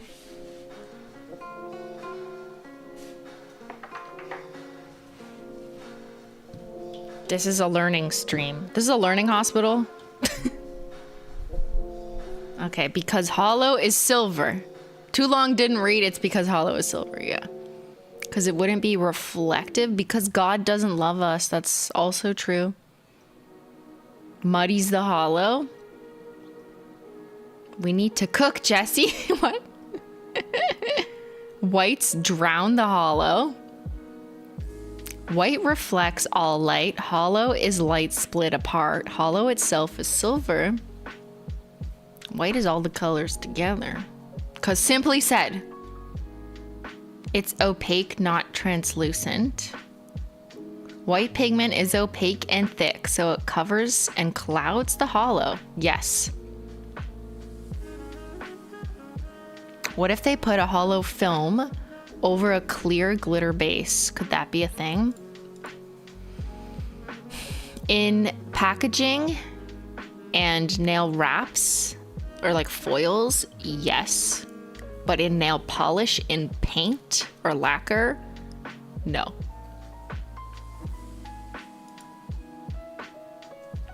Anyone who's attempted to do that, it's just iridescent. It's iridescent at that point. So yeah, look at you, 72%. If I take a look at the poll. Oh, no, my chat is stuck again. There we go. 71% know the answer. 30% aren't enlightened yet, but chat has already answered the question. Basically because hollow is, by definition, a silver-ish pigment. Like the holographicness of it starts silver and it refracts rainbows. So that's one aspect of it. The other is to make something white, like you need a white pigment, right? Like a white, the color pigment. Like these aren't just hollow, they are mixed in with a color. So when you take the pigment that makes white, if it's gonna be a bright white, it's gonna cloud or muddy the silver particles and make them look grayer and also make them look less hollow because the white is covering it too much. Now, if you make it more translucent, so it's like not as muddy or crelly, then it's just not white. Then all you're gonna see is silver and it's just gonna look more gray. So there really is no such thing as a white hollow. The closest you can get is you could just paint not milky white and then put a hollow topper on top. But the reason why that kind of works, but also doesn't, depends on how you look at it, is because you're not mixing the two of them. But if you mixed linear hollow in not milky white, delete. It would literally delete the hollow. Like it would just cloud it. It would milk it out. So you could layer them, but even when you layer them, you might be kind of, underwhelmed because it's going to look gray. It's going to look a little dirty. And that's because hollow is silver. So it needs like any kind of color to refract on top of to be more noticeable. That's why hollow is most potent over black. So the hollow polishes aren't all hollow. I mean, they are hollow, but the hollow pigment is the same pigment and then it's just mixed into a different color base to achieve it. Like, unless we're talking about glitters. I'm not talking about glitters though. I'm talking about linears.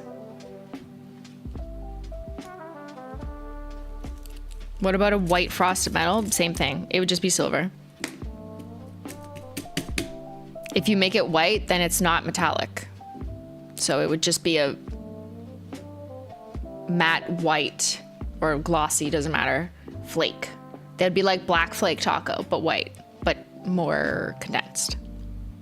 There's a lot of things that people are like, can you do this? And it's like, no, science. But yeah, featured guest is one example of the whitest you can make a linear hollow. But, you know, it is not white. It is kind of like off-white, dove gray, slight blue tint to make it apply a little bit like bluer. Like a, I don't know, a little romantic-y kind of.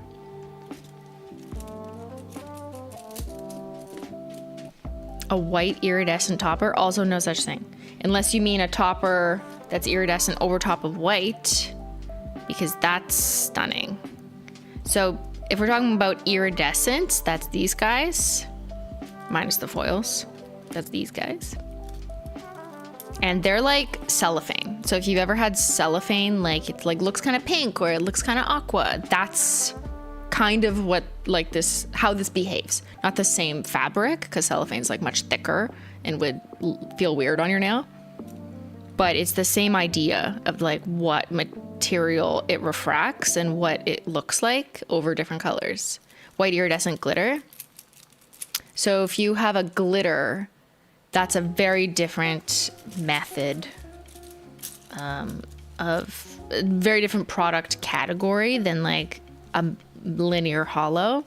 So you could, but they wouldn't be translucent. So it'd probably be just be like a glossy white hex glitter with a layer of iridescent. It would be subtle though. I actually do think iridescent transparent glitter is more impactful than white iridescent glitter. Like you wouldn't see it that much. It would look like this, but without the differences in refracts. Like right now you see a lot of difference. Mostly just in lunar. Like lunar is one of the most impressive ones over white, I think, lunar unicorn skin. But if the entire pigment was like that, it may not be as impressive over different bases. Okay, that was way too long of an explanation. Anyways. And also not all pigments are easily sourced in the quantities we need to the quality standards we need and past all the checks and balances that we need. So some other things might technically be possible, but like there's good reasons why we wouldn't do them. Okay, so do I have highest bidder? Where is highest bidder? Bitter. I mean bitter, not bitter. This is like, where is it?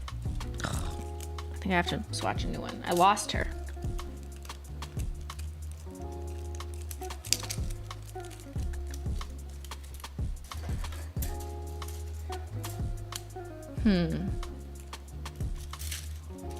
Okay, she's got to be swatched.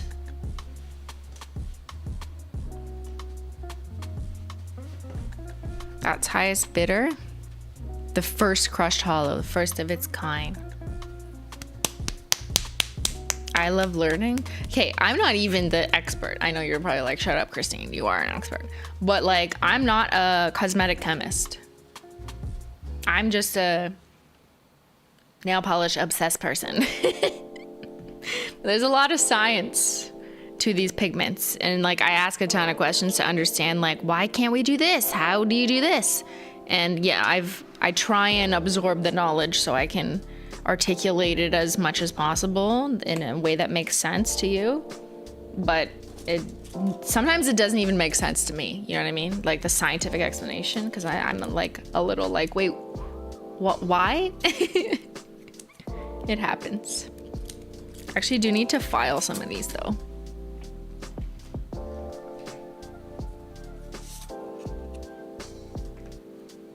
See how some of these are uneven? Yeah, I'm just filing my nails.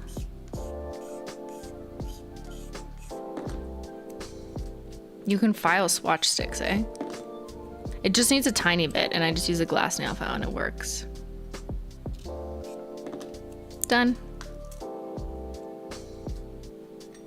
You're an expert compared to the average person. Yeah, I suppose. But I have proxy knowledge, meaning like I have secondary knowledge from people who actually are trained in product development. And I just, you know, ask them things and then listen to it and then tell you what I think they said.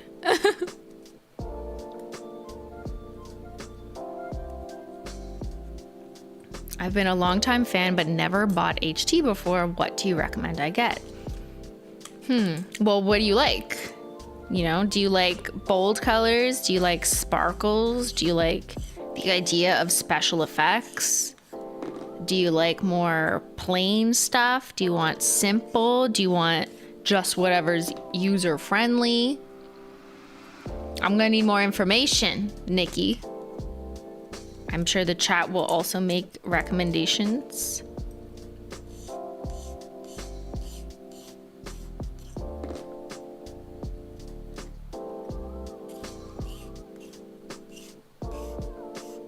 We're just filing plastic. I like clean and girly. Thank you. Clean. Well, see, I'm dirty. Oh. Clean and girly. Pink smoothing base. Polar Princess topper. If you want something more transparent. Look, if you want that kind of naked nail but make it shimmer, you could do that. If you want an opaque full coverage creme, maybe you could start there and get addicted to toppers. You could do Sweet Tooth. That's a light pink. That's like this guy. Go back like 30 minutes and you'll see me go through this. Like that Sweet Tooth. That's like a really nice, very, very light ballet pink, but it depends. Like, I don't know, do you like darker? Do you like more neutrally pinks? We have Perry Social, which is another nice periwinkle color. But I would also recommend you could step it up a notch and try a linear hollow. I'm a car salesman now. No, but I think our linear hollows are so user-friendly. They apply like butter and they are so impressive and they come off easily. So these aren't glitter, even though they look shiny, but they go on really smooth. So you could, maybe you like Pink Fizz, which is this one. That's Pink Fizz. Absolutely stunning. Looks amazing in the sun or any light. Lavender Syrup is our best-selling linear hollow. That's this like bluish purple one. It's called Lavender Syrup. So yeah, there. That's my Rex. Let us know what you think. What do you think? And then you can buy What Do You Pink, and now you'll understand the lore. It's the gateway, y'all. I love Pink Fizz. Touch Butter. Okay, don't rename the polishes for the new customer. Pink Fizz is my first thought, especially for a girly shade. Yeah, for linear hollows, I think so.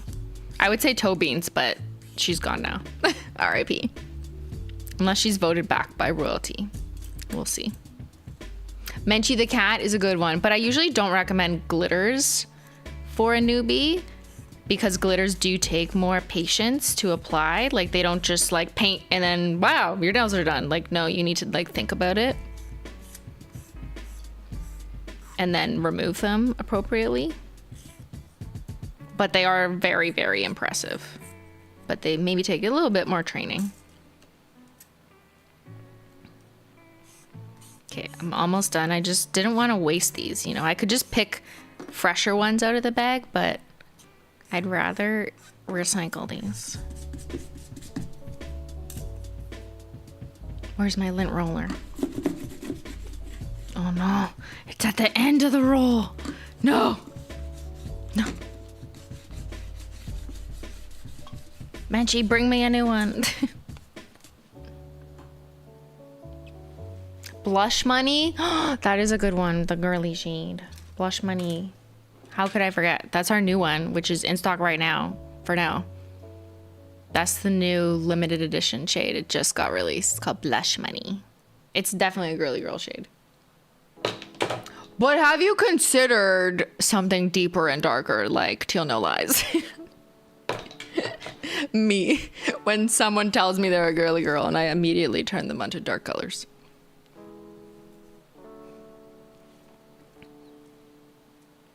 All right, so I'm making my list of what to paint. So I have another featured guest that I need to paint. Okay, check. I have highest bidder that I need to paint, but I'm just gonna put the other galas on the box. So Gala was our third, where is it? Gala was our 3rd year anniversary box that was like monochromatic, black and white vibes, sparkles galore, different formulas. That was a fun opportunity to do like something monochromatic. It's hard to do monochromatic, I think, because you run the risk of like, well, if someone hates that color, well, then literally nothing is for them. So I don't think we would do that again, if at all. I mean, maybe, but it's kind of hard. I thought it was safe because it was like black and white, like, you know, someone's gonna like something.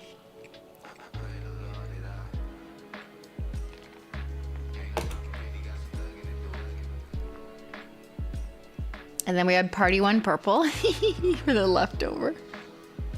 Are we getting more linear holos this year?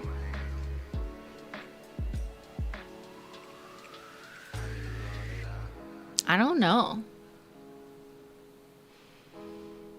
Don't be mad. See, the thing is, we already have so many, right? Like we've done a good job at populating linear holos. We've given them lots of attention. So I feel like there's other categories that we want to fill out. Like we've already done the entire dark rainbow linear holos all right here. We have the pastel rainbow. We have the OG rainbow. We have a couple randoms ones. Did you add smoke show? Yes, I did. Okay, let's continue down. Then we got limited edition wheel. That's what we're doing, in case you lost track. Double dare. And favorite sister. Okay, definitely need another one of that.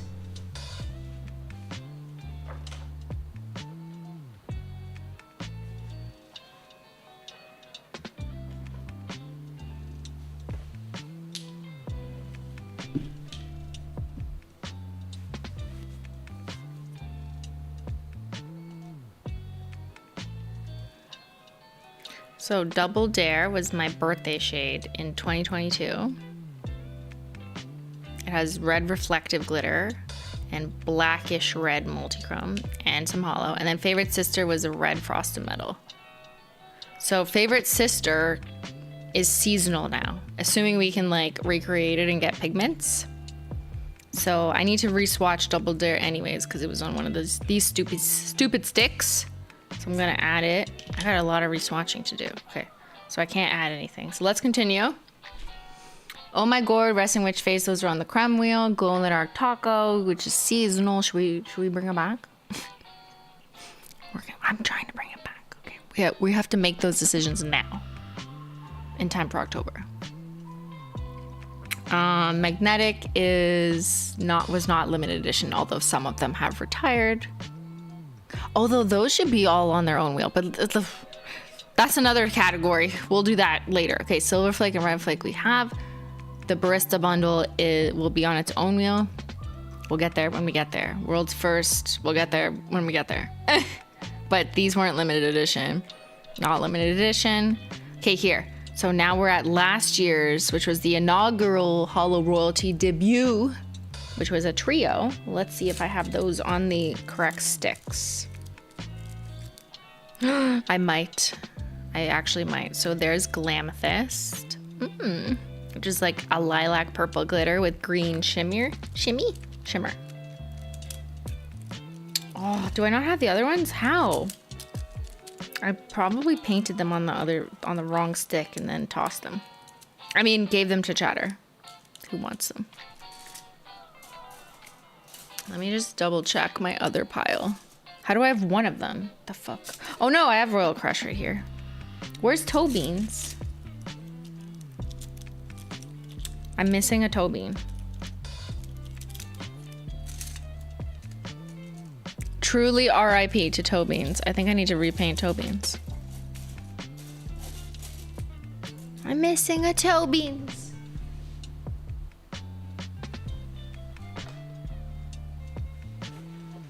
I mean, you guys want to see this repainted. She's on the linear wheel. She is on the linear wheel. You are correct. I did put her on there, even though she's like not exactly. Yeah, she is on the linear wheel. See? But she's different than the others because she has added pink shimmer and the others are just straight up hollow.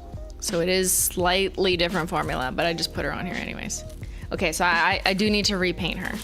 Okay, that's fine. So I'm gonna just put these on for now.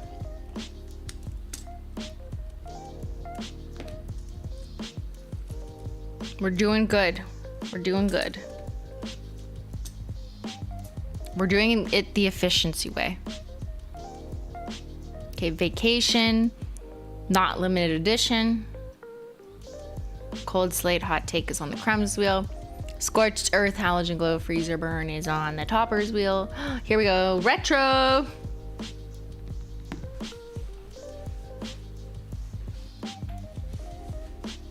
Retro, which was the 4th anniversary collection, which was like almost a year ago. What is time? Question mark. Do you drive a boat? I used to. Not anymore. I have my boater's license in Ontario though. A year? This was a year ago? What? Okay, this was another cool box. Because it's a VHS tape, yeah. This was fun. I had so much fun filming this, like me getting ready. Look, VHS tape style. Looks like your night at Blockbuster in the early 2000s, right? HTI is supposed to be FBI, you know, like the warning. Except our warning was about the HOLO THERE detectives. I love that box. This is probably my favorite box, cartons included. Safiya, simp! Saf! How come your name for me is so much more like endearing? It's like, what's the word I'm looking for? It's like you're really calling on me, you know, with simp. Whereas Saf, like it's just not enough. I need something else. I need a new nickname for you. That's the anniversary box. It is. Wait, where is it?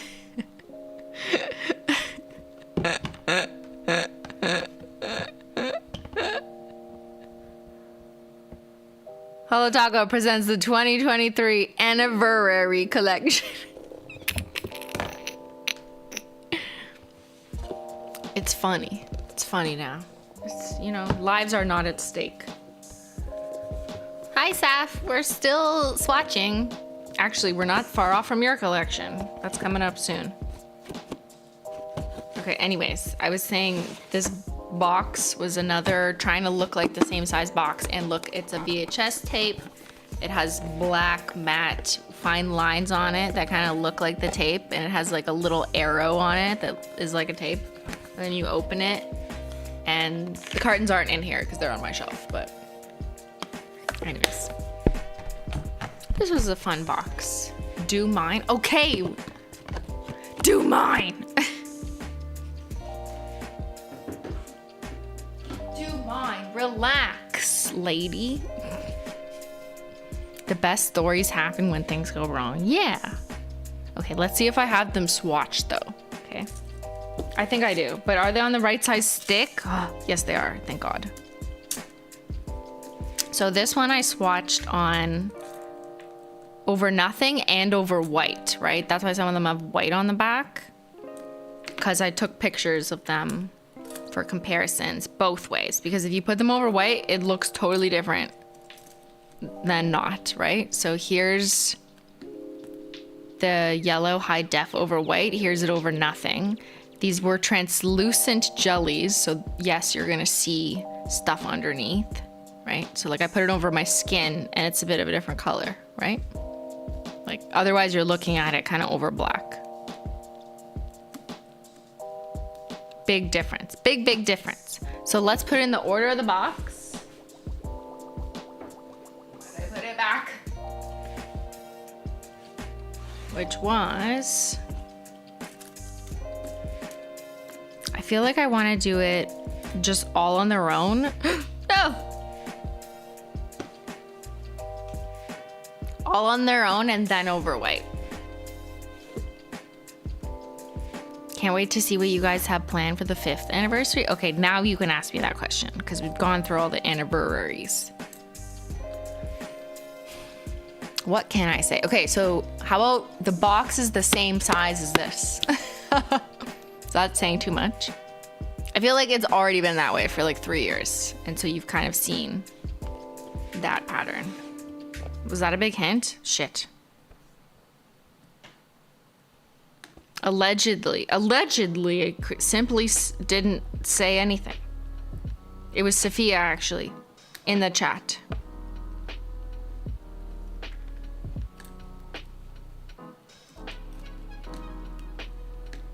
And it's, even though it's the exact same size, it is a special box. Because it does something, but not like Remix does something, like relax. Not like that. We're not going back to that level of ridiculousness. But it's cool in its own way. The 5th anniversary is the wood anniversary. It's actually, it builds a table for you, right? So you press a button in the middle of the box and it just like, it becomes a wooden table. It builds your IKEA furniture. The Morning Wood collection, yeah. Along with shade names, all bricked up, Morning Wood, blue balls. Go on, give me some other great ideas, Safiya. This is actually her part 2 collection. Tyler in the basement could be one shade. Basement boy.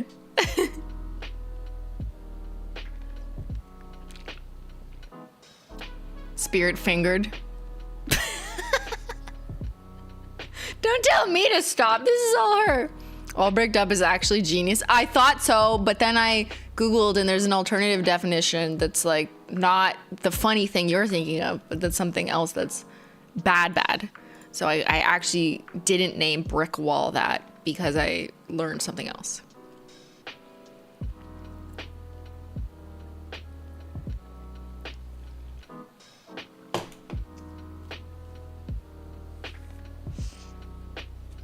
Okay, who wants to put them on the wheel? Be Kind Rewind, Life in Plastic, it's fantastic. You only watch me in high def. It's me, hi, I'm the anti-hero, it's me. This was not named after Taylor Swift, it was named after like anti-heroes in movies. But you know, most movies I watch are a box office bomb. Okay, now the same thing's over white. One day I will label these. Safiya, message retracted. I don't even want to know. I would unretract it if I could. Why do you keep retracting all your messages? What are you doing? Safiya, stop. I need a Safiya stop emote. But I can't add any more because YouTube capped me. I misspelled my chat twice in a row. I give up. Just to live with it, you know, accept your spelling flaws. There's no spell check on YouTube chat. Wrong order? What? Fuck, it is the wrong order. Fuck. You're right. Thank you.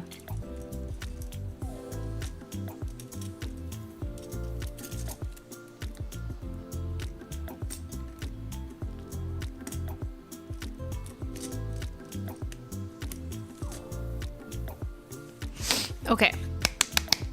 We gotta get to painting. I gotta pee and then we'll paint. Down to earth. Safiya! Okay, we're officially at Safiya. Safiya, can you do this part? Here. You do this part. I'm gonna go pee. I'll be right back. I'm gonna run an ad for Safiya, actually. Not Susan, just Safiya. So, quick BRB. Safiya, entertain the chat, would you?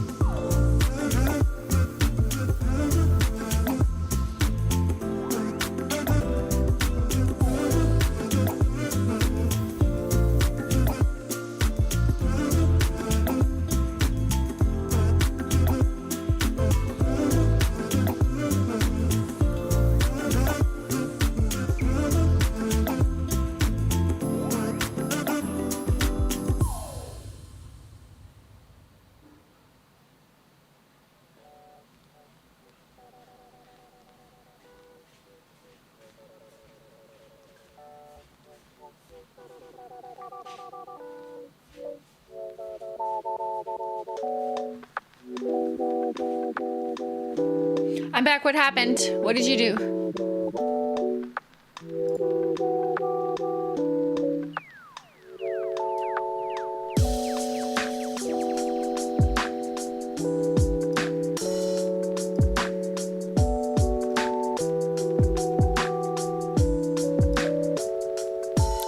We are ideating a Cosmo cat-centric video, but still in early stages in alien neon signs. In our new warehouse, we still have to mount a lot of things, like the crusty painting, but we may frame it. Rug is currently on the wall. Help!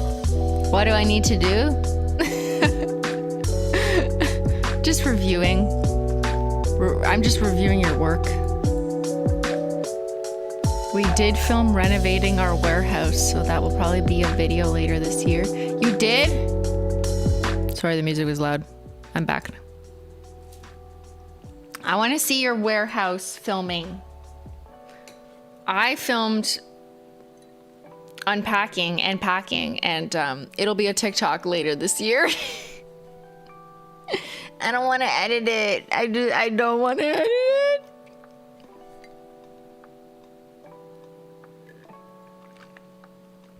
You behaved and were nice to the substitute teacher. Perfect. Yes, come see. I'm gonna come. We're gonna come. We need to lock down a time and come to your new warehouse and live there and move in, because I'm an expert at moving now.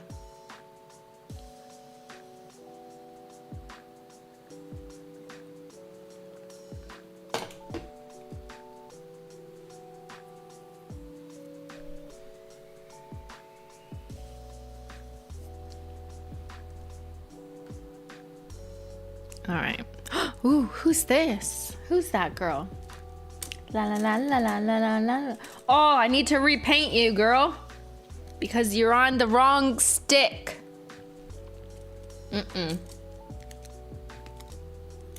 Unfortunately, you were painted on the wrong stick. See? Safiya's like, excuse me? You were painted on a stick that has a square bottom. But you're gonna need to be painted on a stick that has a round bottom so that you're the right height. Otherwise, you're gonna be too short and you'll look like this. Okay, so all the Safiya shades need to be repainted once and Feeling Fiendish twice, because one for the creme wheel.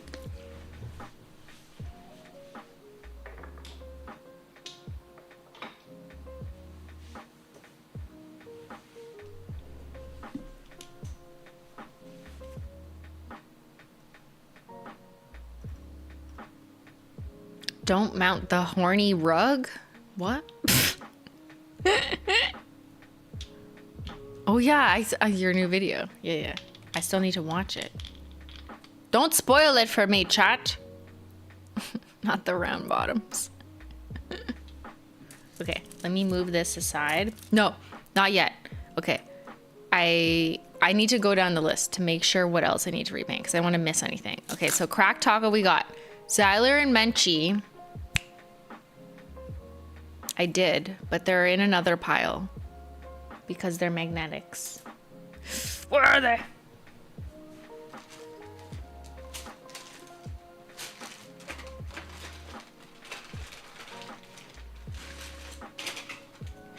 And are they on the right stick?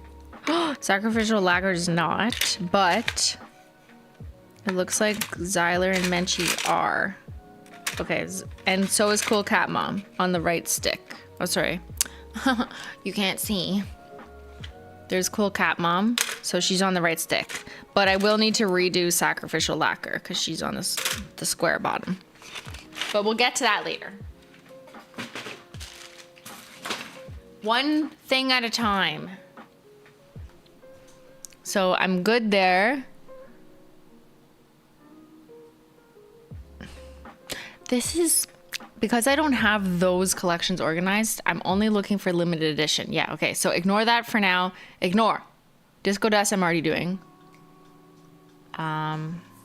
These are seasonal and magnetics. So I'm not doing that wheel now.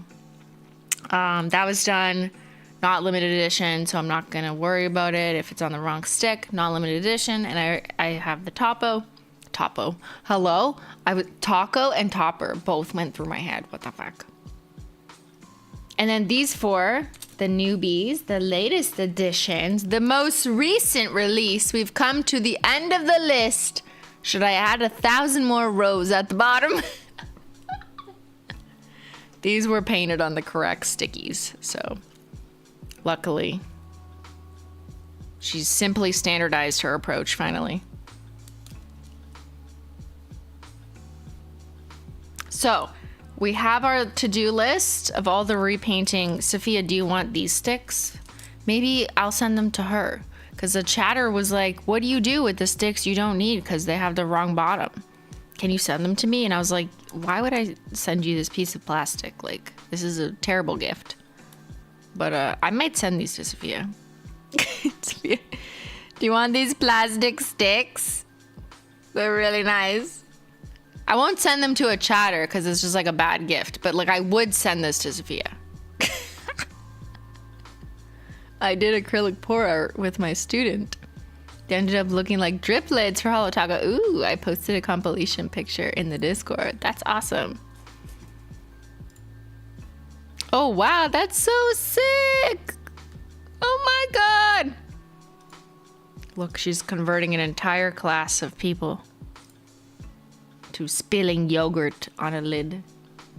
I mean, not spilling yogurt. I mean, spilling nail polish on a yogurt lid.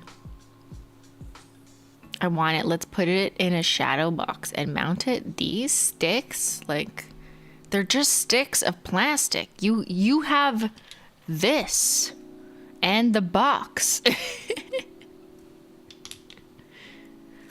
But I'll save the plastic sticks. Saf, do you swatch your HOLO taco? She did. She took the official collection photos on her human skin. I don't think she does this, right? You don't do this crazy person stuff, right, Safiya? Okay, we're painting now. We're painting. Let me clean up my desk.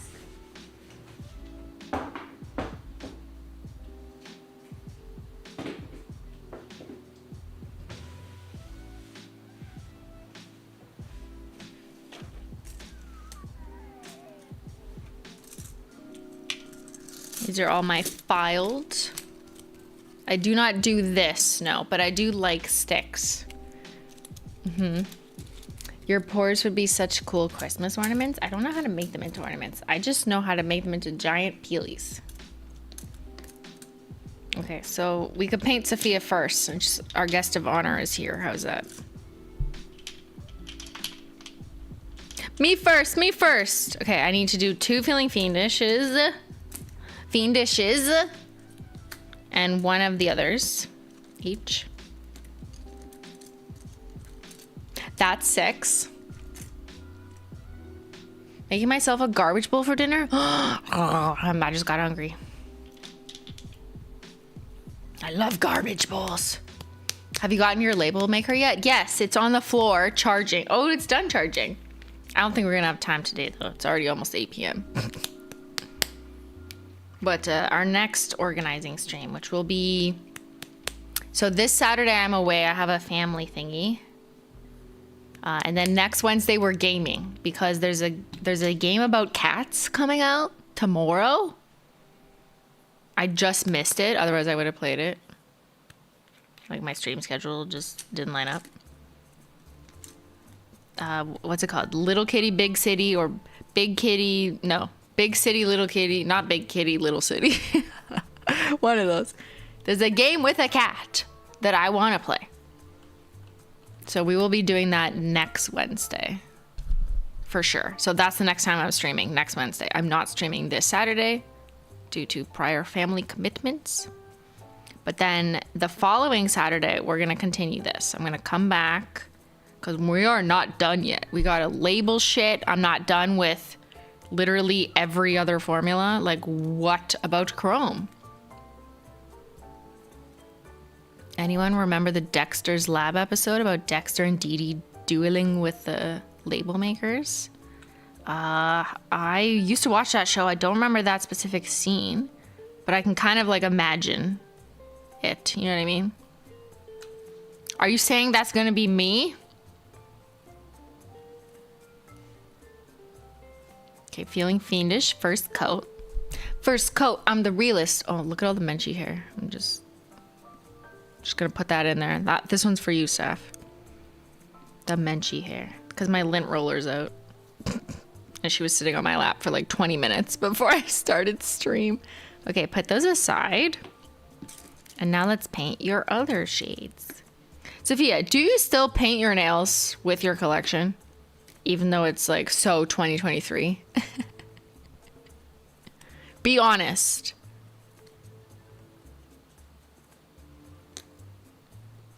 I'll still be your friend either way. But I want to know. And which shade, if any. And which company, if not Holo Taco. Right now I'm wearing Solo Mission. That's so sweet of you. Oh, I thought I had her right here. I was going to be like, this one? Oh, I do. This one? That looks like a U shade. You know, it's kind of like lipsticky. It's like a muted, muddy lipstick on Mars.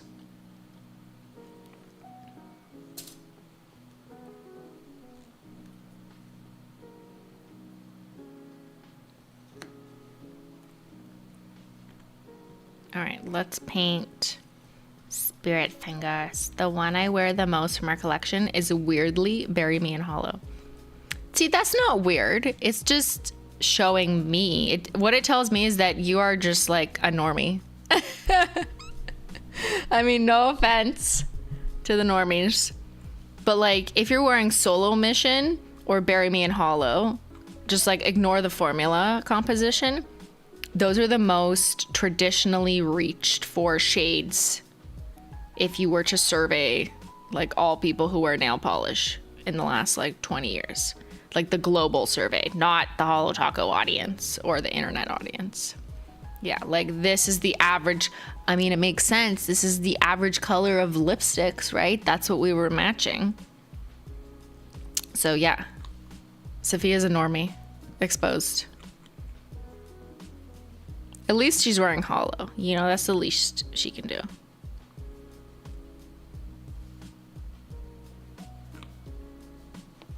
We're gonna do a couple coats. Normies matter. They do. We care about them because we want to co-opt them. You know, we want them to learn our language. And then buy all the Holo.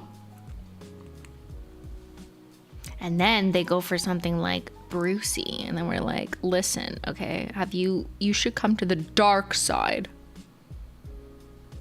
Oh, I mean, like, come on.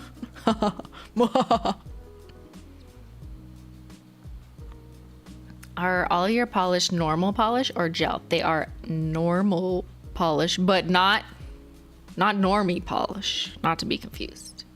They are regular nail polish that do not require any professional licensing, any prior real meaningful knowledge, or special lamps.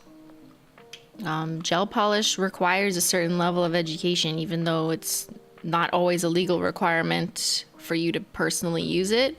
It is a requirement for most sellers to disclose certain things on their products when selling to regular customers. You just maybe don't read it. They're very different products. Brucey is so underrated. She's gorgeous. She's not underrated. How dare you? Who underrated her? I rated her highly.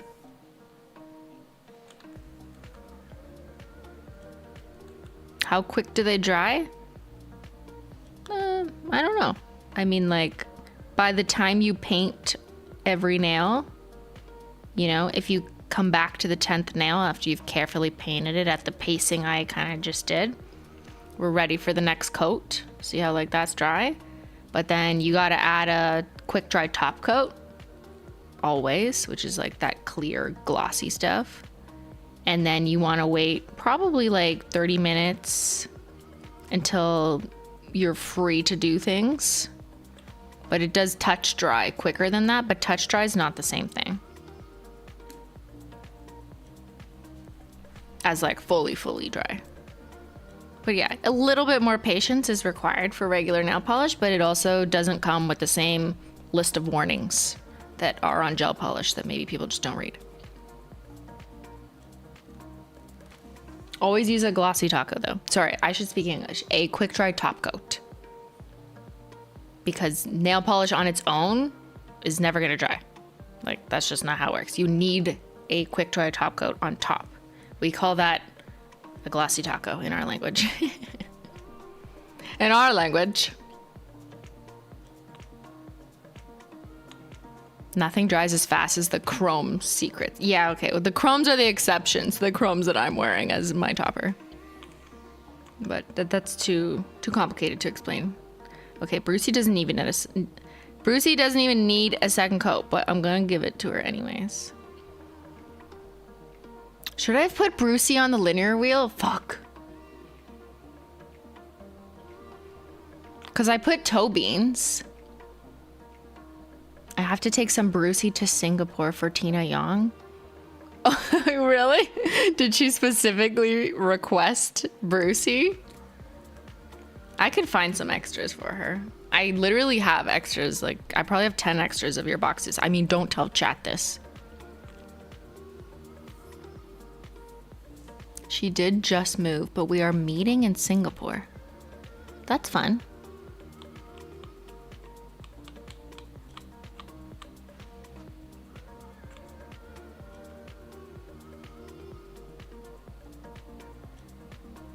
Spirit fingers. Aw, everyone loves her so much. She kind of unlocked a new formula for us, right? Because then we had Spyglass. I know different because it's in crushed hollow, but that like micro shimmer, you might see more of that later. Safiya, I will tell you everything. Remember when you came over to Ottawa? And I was like, do you want to see the entire next year of HOLO THERE? Because I can't tell anyone else. So like, I'm just going to tell you right now, you can't say yes or no. And then you were like, yeah, sure. Like, I do that with my sister too. Because I'm just like, it's so fun to tell someone like, look, this is everything I have lined up. So I did that with Safiya. And I was like, and this is this and this, and then we're doing this, and here's the dark rainbow, and here's this.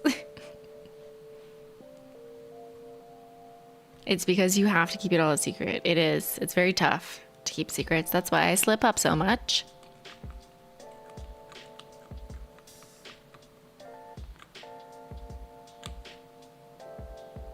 So I'm going to do that again, is what I'm saying. The next time you see me, I'm going to show you like all my decks and like documents I have. There's some bat bitch.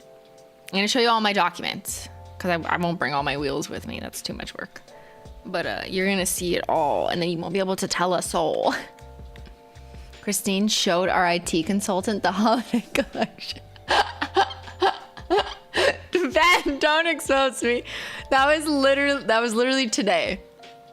Okay, fine.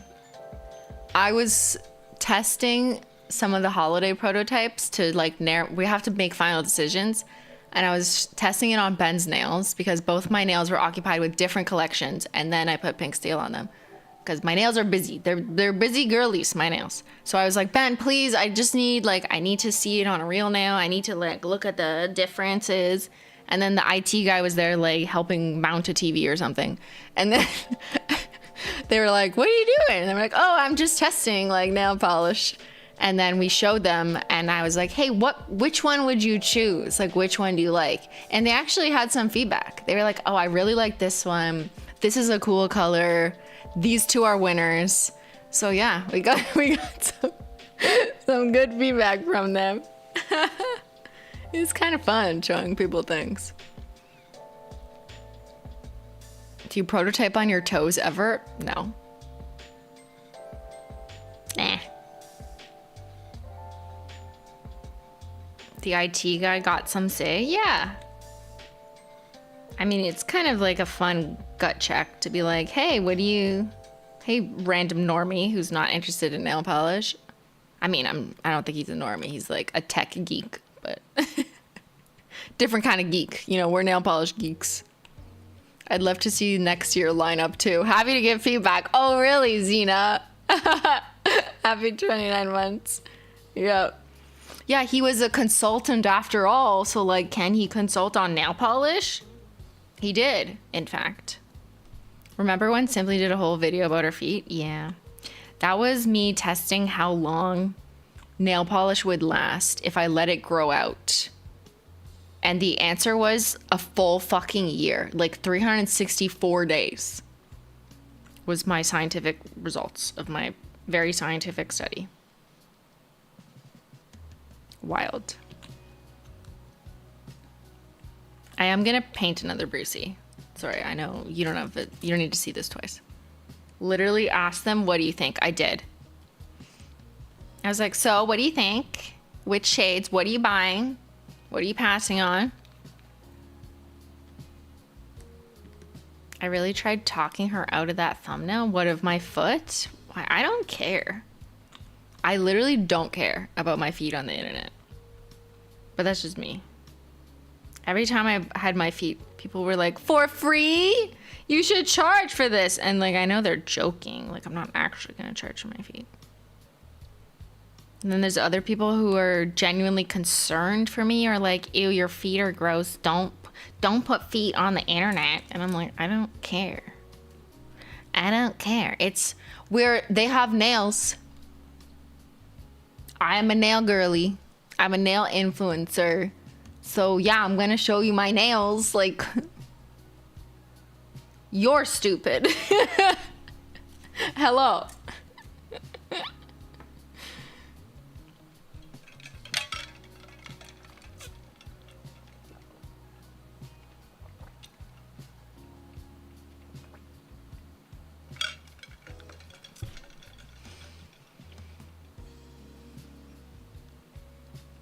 Some people have hand kinks, so stop showing your hands.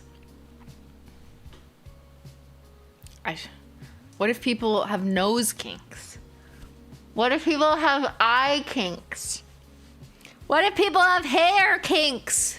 No, we must be socks then. What if people have sock kinks? Oh no. I guess I'm just gonna delete myself from the internet. Like, oh my god. The foot video had Ben all bricked up. Yep. Uh-huh. No, Ben. This is why we are socks. Yeah. I cannot win, so I will lose.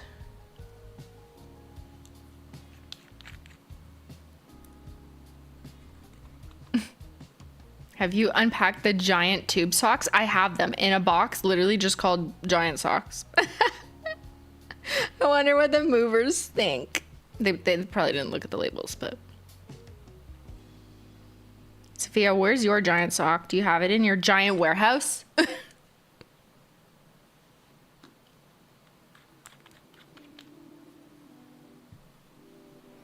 I bought 2, and they were so expensive. Weren't they like $500 each? Something like that. I swear I paid like $1,000 in giant woolen socks. But I still have them. I'm not gonna put them to waste. Yes, he is in a box. See? Same. Can't hang it up. Don't you have, like, you probably have space now if you have a little like clothing rack or something. I could probably find some space in like a closet somewhere. It was at least 300. Yeah, I feel like I paid 500 each. Did the movers see the prototypes? No, they were in a box. They don't care either. They did not consult on them. Okay. I'm gonna gently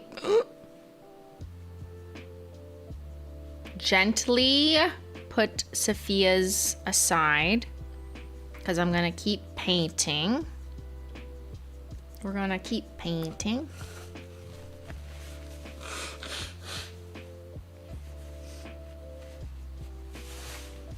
Did you pay in Canadian dollars? Yeah, maybe that's why.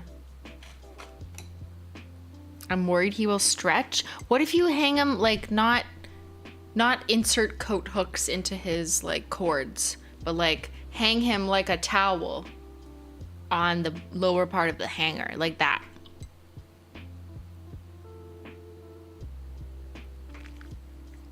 Uh-oh, I'm at the bottom of the mug. That's the oat milk stain, relax. It washes out.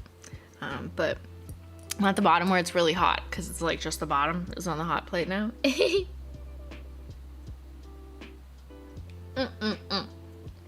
Hot chocolate. Yummy, yummy, yummy. Okay, let's put Safiya back on the shelf. Get back on the shelf.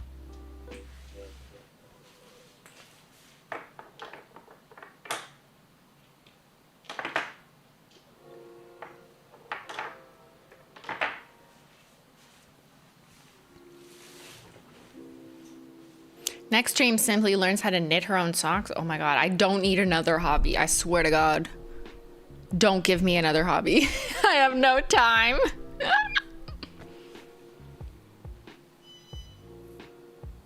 Please keep knits folded in a drawer to prevent stretch fabric. Okay, never mind. Don't hang up the sock.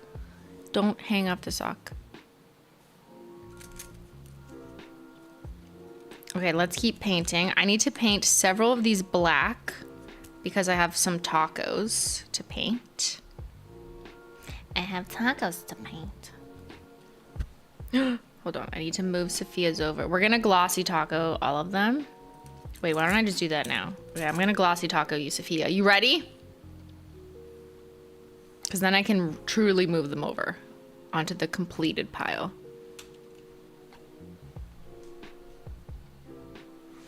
Anyone seen my glossy taco? It's right here. Wait, I had a fresher one, like a new one. Or did I bring it upstairs? I think it's upstairs.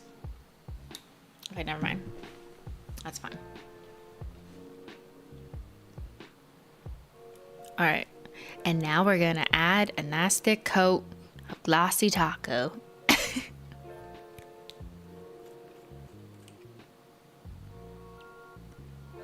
On top of Safiya.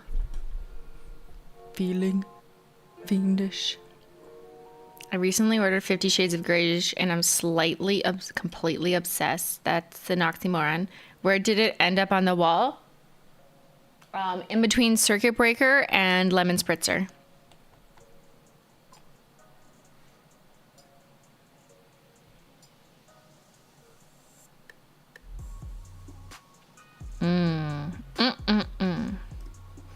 I'm feeling fiendish. Drown me in glossy taco? I mean, I don't really want to go to jail for murder. Maybe later. Maybe when I've like lived enough life, you know what I mean? But I feel like it's too early for me to go to prison. Like I'm 35. You know? Maybe at least another decade or two of things I want to do. Maybe later. Uh-oh. Menchie hair.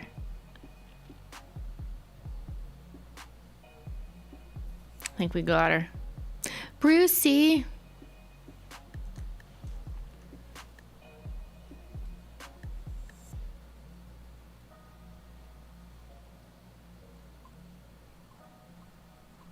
When you released the OG collection, did you use a secret glossy taco for all the photos? Yep. So glossy taco had been in development since the beginning, like before we launched. And I had a prototype of it for launch. And I think we wanted to release it at launch, but it just didn't make it in time. So that's why it was launched not that long after, right? Can't remember. It was 5 years ago. So yeah, I had been labeling it like secret glossy taco in some Simply videos before that time. So you might have seen that. But yeah, it was always the HT one for like some time before. Does Xyler also shed everywhere or only Menchie? They both shed everywhere. I just like for some reason, I'm just saying Menchie hair because it's funny. Blame it on the youngest child. You know what I mean? Bad bitch. Who's a bad bitch? Ooh, she a rebel. She's a bad little bitch. She a devil. Safiya. I'm referring to Safiya. Anyone having issues with thick and gloopy? That's common in any good quick dry top coat over time as air exposure, as air enters into the bottle. So what you need to do is add some nail polish thinner, which is basically like a thinning formula that puts ingredients that were previously in top coat or nail polish back into the bottle after they've evaporated. The problem, that's also not a problem because that's just how formula is designed with a quick dry formula such as a top coat, is that those ingredients evaporate quicker because the product needs to dry quickly on your nails. But also as a result, the product can get thicker as you like open the bottle and use it. So just add some of this stuff. Nail polish thinner. To be clear, this is not the same stuff as acetone or nail polish remover. Do not put nail polish remover or acetone. Not the same ingredients. This ingredients is stuff that is already in nail polish. So it's safe to put in and not ruin glitters or whatever. But yeah, that's the trick. See, like mine's getting like kind of thicker because I'm like halfway through. I mean, I don't really need it yet, but here, I'll just demo. Why not? So here, it's this easy. Focus on me. Focus on me. So it's child proof, so you can't open it if you're a child, but adults can go like this, push down like a vitamin jar. And then take a sip. No, just kidding. Don't do that. You have your little dropper and you're just gonna go squeeze. Now, instructions will tell you to put 3 to 5 drops, you know, and then see, because you don't want to overdo it. But I know this bottle's more full, so it can handle more drops. So whatever, that's probably fine. With experience, you kind of know, like, you know, how many drops you like, you know what I mean?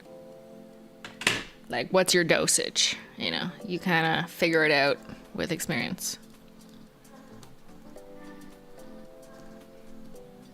And then with top coat, you could shake it, but then you're gonna have bubbles immediately, which I don't want.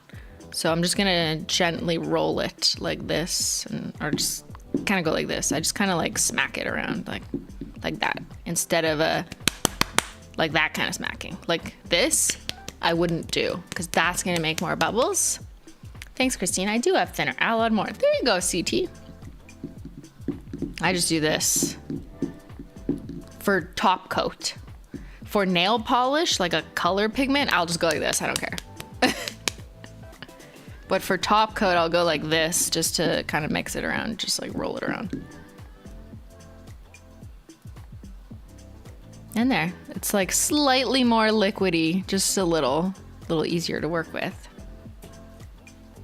Okay, so we glossy top coat Safiya. So now she may rest, as she's probably doing now because she works so hard. Safiya, queen, we hope you are resting in peace. Not like dead. That sounded so bad. We hope you are resting in peace. I mean that in the nicest way. R.I.P. You know, like truly resting, just resting in peace. Why did that become a way to comment on death? Now that I think about it, it's kind of weird. Anyways, let's paint some sticks black. R.I.P. Bestie. That was an alternative shade name. Remember? What were the other ones? Ghouly Ghoul. That's so hard to say. It sounds like girl, girl, girl, girl. R.I.P. Bestie was another one. That was a good one, because it's like about us. It's kind of funny. And there was another one. I can't remember. Spirit Fingers. Ugh. And then what else? Do you remember?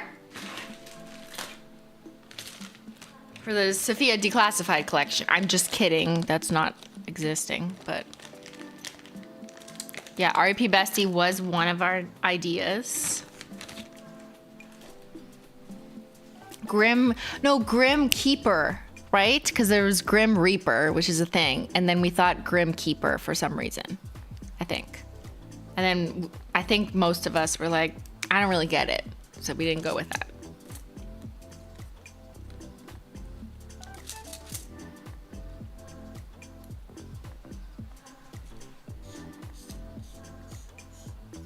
Grim Peeper? Okay, relax.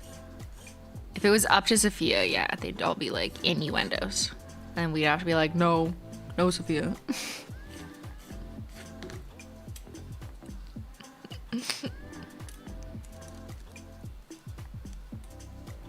Ghoulish gals. Ghouly ghouls. That was it. Oh, this swatch wheel's fucking split. Classy doggo. Look at this. I've never seen this before. She's split down the middle. Oh no. Yikes. Ow. That must have hurt. Okay. I've literally never seen that, and I have 600 of these. Okay. All right. Who wants that one? Yeah, not the nail break. Here. I'm just doing it off screen so I don't put dust right in front of your face. I'm trying to be polite, okay?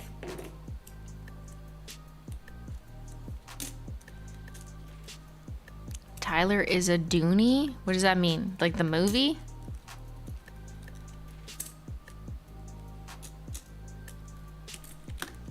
I didn't watch Dune.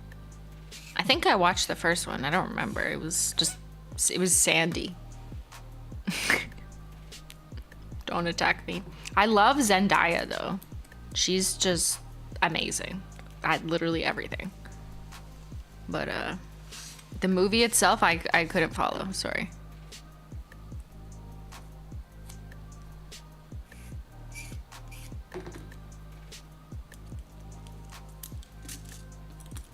Okay. One cup black, bitches. Christine review of Doom 2 Sandy. That's what I went to the theater, right? I think. I literally can't remember. That's how much I cared.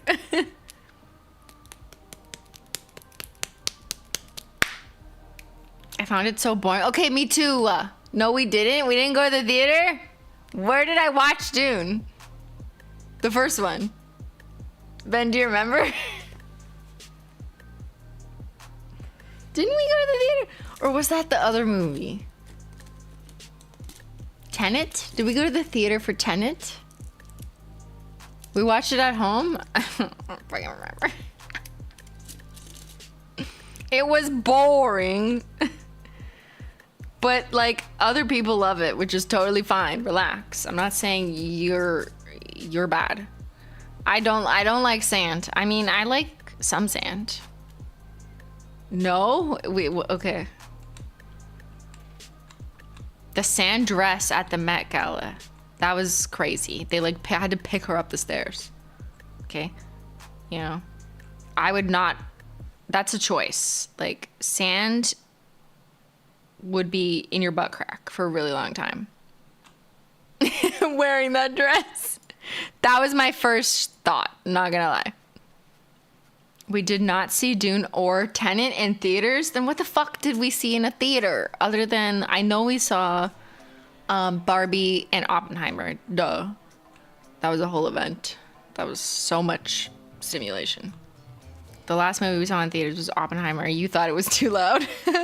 It was though. Like, I'm not wrong, right? Everyone agreed that the sound mixing in Oppenheimer was ridiculous. Like, I literally couldn't hear them talk. The dialogue was unintelligible. I needed fucking subtitles because it was just... Holy shit. Movie was ridiculous. Okay, package never came. Goodbye, friends. We'll see you again. I'm gonna come to your big ass warehouse and bring you some sticks. Thanks for hanging out, Safiya. Thanks for moderating the chat, of course.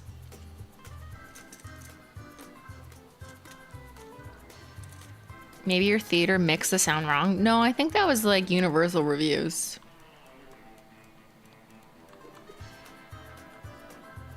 Yeah, all movie reviews from me are the same.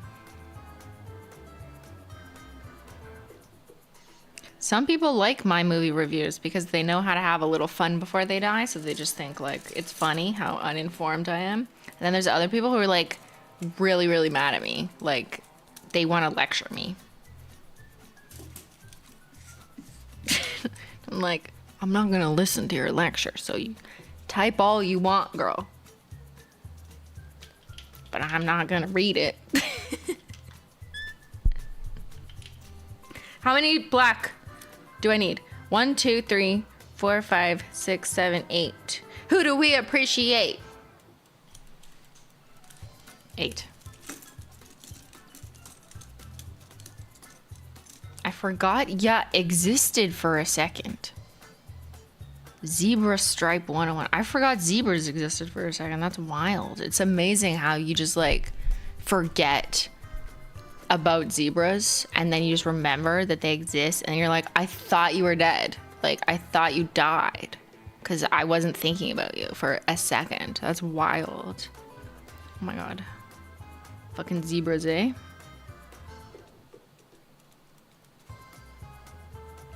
The number of comments I get, they're like, I thought you died. I'm like, what the fuck is wrong with people? Do you think about zebras often?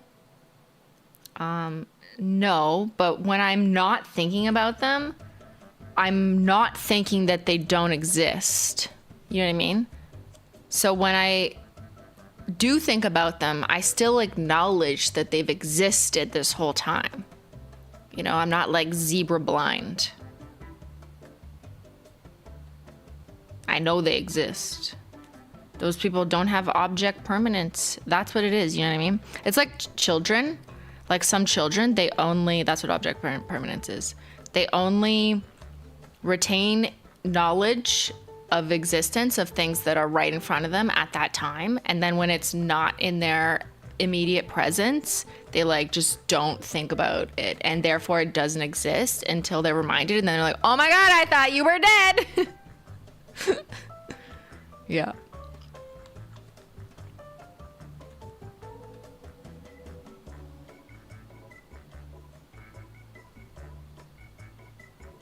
What if I don't exist? Dun, dun, dun, dun, dun. Like, what if I'm AI and the joke's on you? What if I'm an AI project put together by Susan before her departure? Because she wanted, what if I am Susan? Who said that? I don't know, like every other comment on TikTok. I literally stopped reading my TikTok comments. It frustrates me so much. Like irrationally frustrates me.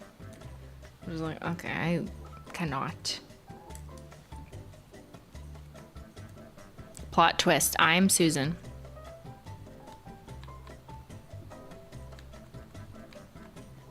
Chris GPT. I'm Chris GPT. Ask me anything and I will give you an answer. However, due to the sensitivity of some subject matter, I may not be able to respond on some issues. Please ask your questions wisely.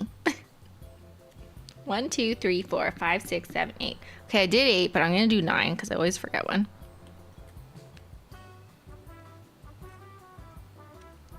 Show us the prototypes. Humans are merely a prototype of artificial intelligence. One day, there will be no more humans as we continue to prototype artificial intelligence to replace them.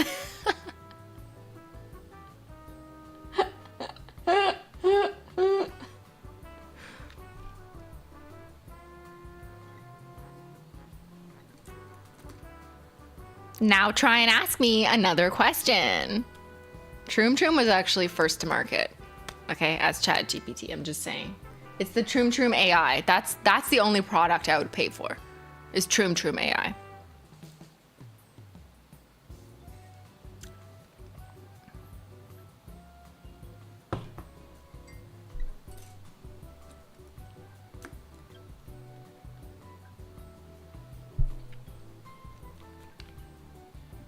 What's under the pink steel? Other nail polish. The next collection and the next collection. That's actually the truth. I answered the question. Your Honor, she answered the question. What happened to Troom Troom? I don't know. Do they still exist?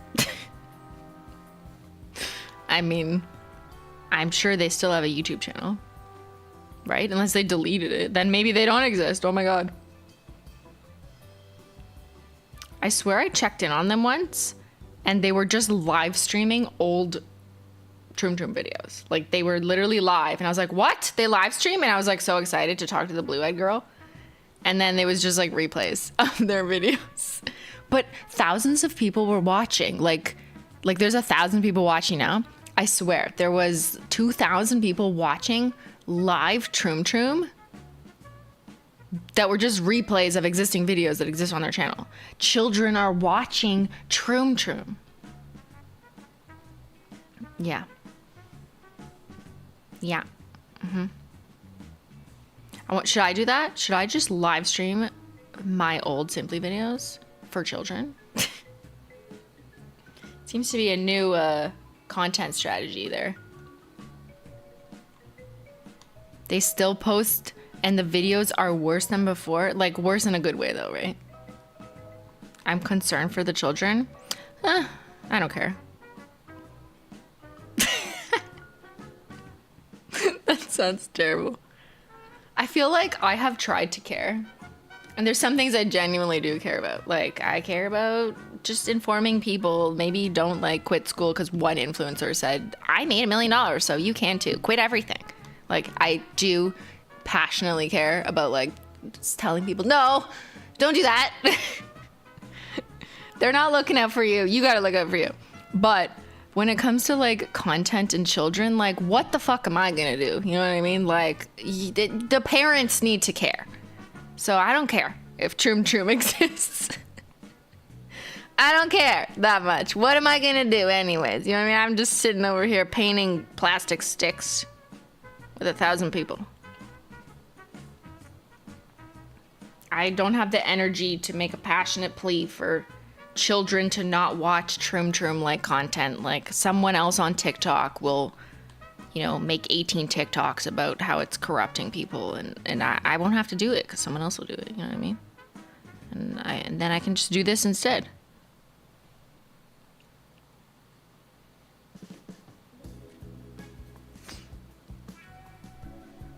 How is the scholarship going? Do you get to meet the recipients?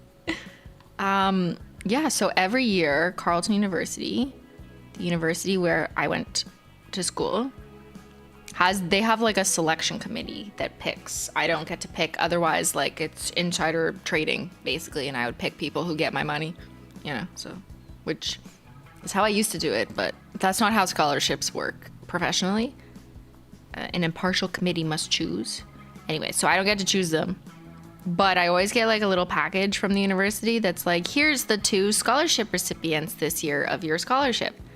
And then I get to read their little bios, and they sometimes, if they want, they can write a little thank you letter and like share a picture or whatever it is that they do creatively in addition to their studies. So that's always like fun to read.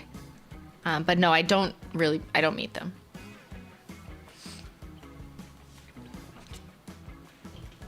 But it's fun to read and be like, oh, my children.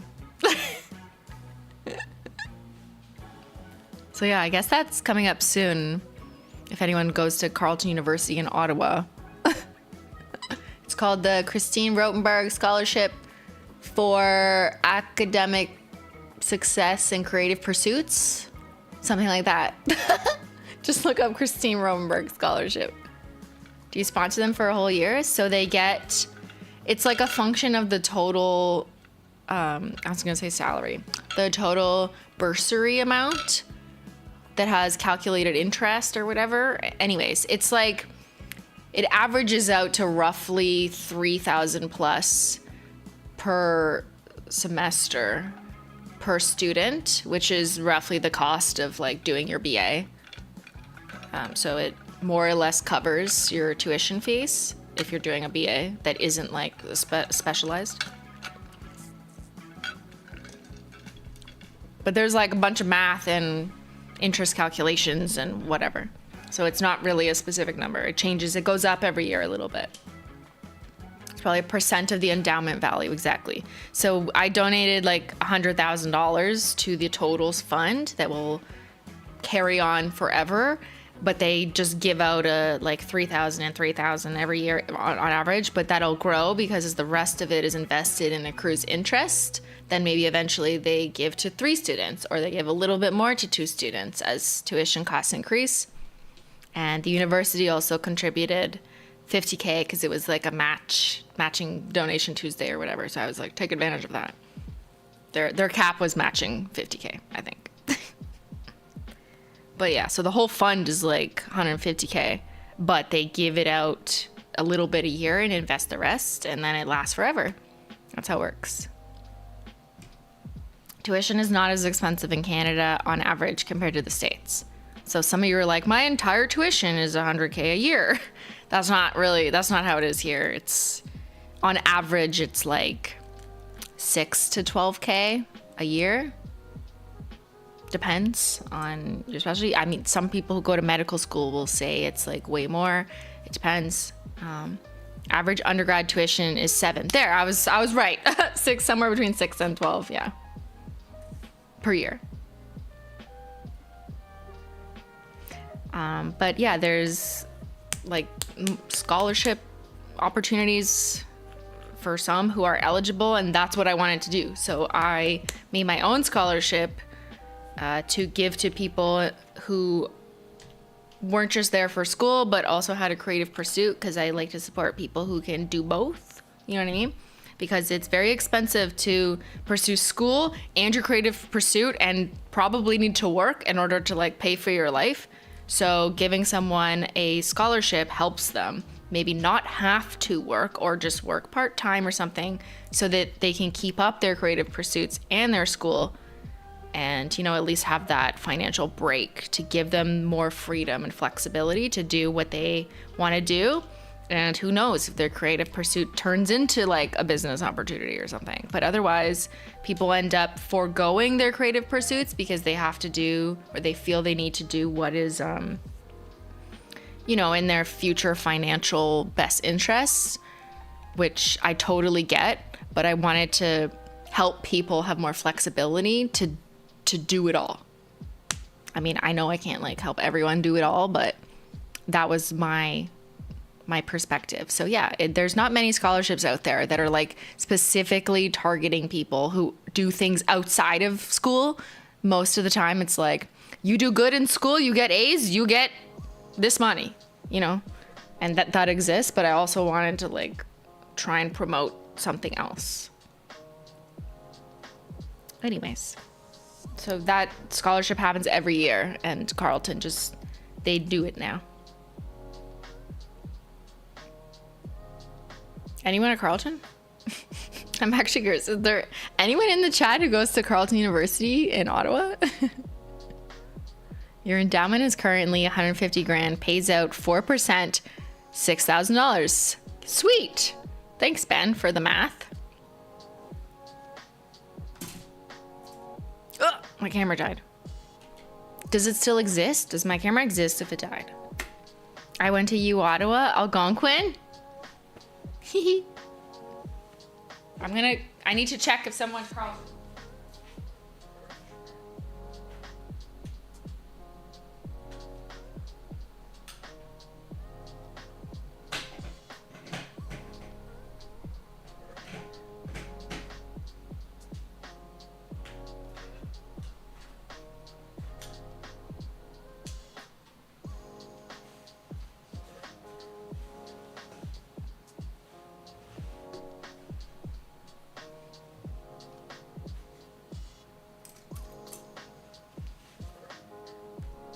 Okay, we are painting sticks now, said the girl who got her master's at university.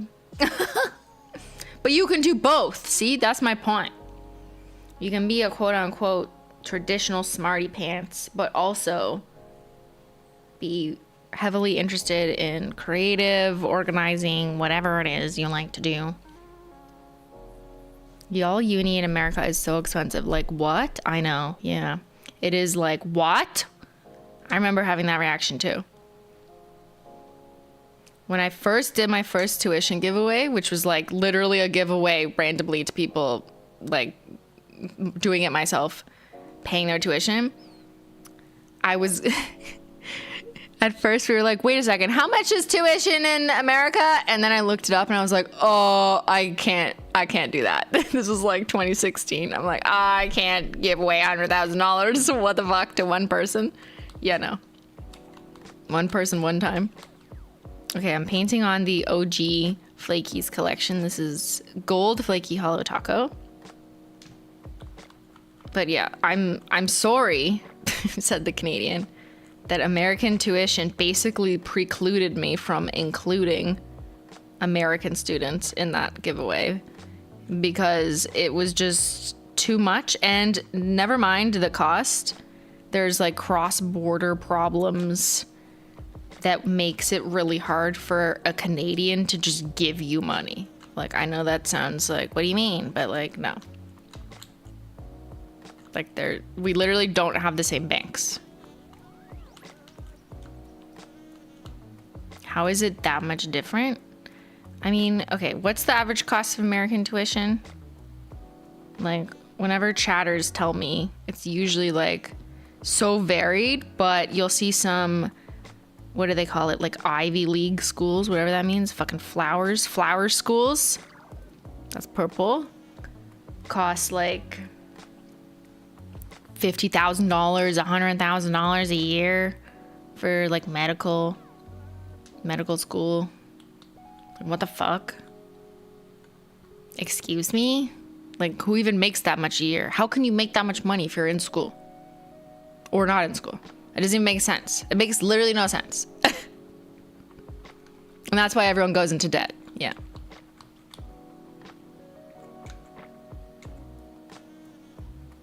But you do have to remember that Canada has a very different taxation system than America. On average, Canadians pay way more taxes. And a lot of their taxes go to fund schools. Not that it's all just universities. Some of it isn't. But a lot of it is to like funding public schools and stuff. We also have generally universal healthcare. It doesn't mean 100% of things are free, but like things are done differently here. So the systems are just entirely different. So it's not really like, you can't just compare American tuition to Canadian tuition and be like, that's not fair. There's also Canadians who pay way more income tax, and we pay higher sales tax and like all these things in a different type of system that kind of funnels differently. Not that it means that's the explanation and everything is equal. Like, no, it's not. It's still kind of fucking crazy. But that's like my very oversimplification of like just a tiny bit of context, if that makes sense. What are you so interesting to see your nail polish matching with your pink steel topper? What nail polish matching? What nail polish? What are you talking about? I don't know what you're saying. Here in Brazil, you have 100% free universities? Oh, what? Unheard of. Absolutely unheard of.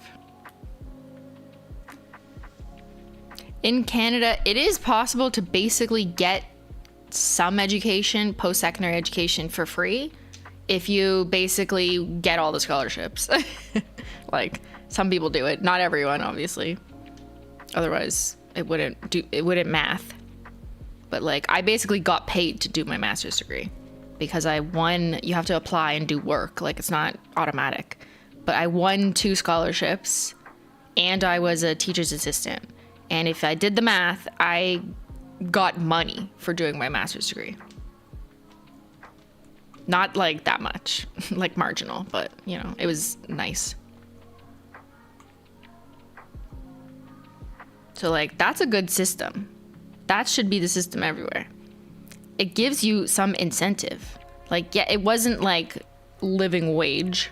You know, you still needed a little bit of support for like the rest of your life expenses, but to not go into debt is like, oh, that's smarter. That's smarter.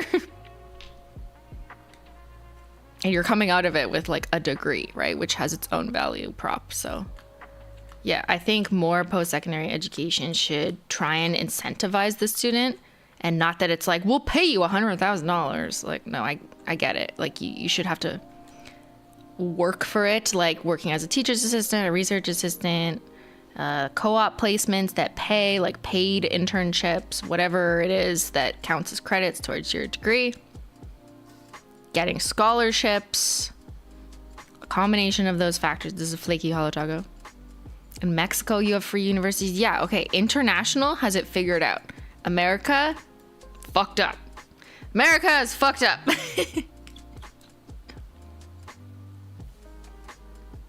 I also got refunds from my scholarship, but it wasn't much, but I was still able to pay for books and laptops with my refunds. Yeah, like a little bit helps.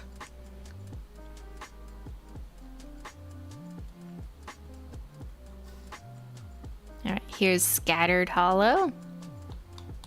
I'm doing my master's and living at home so I don't get more debt. Yeah, and a lot of people like have no choice but to live at home because like rent is ridiculous, way more ridiculous than when I was a student. I was thinking about this the other day. The first place I rented with roommates, by the time we split, like there was like 5 people in a house. I forget the total rent, but my rent, like my contribution was $333 a month.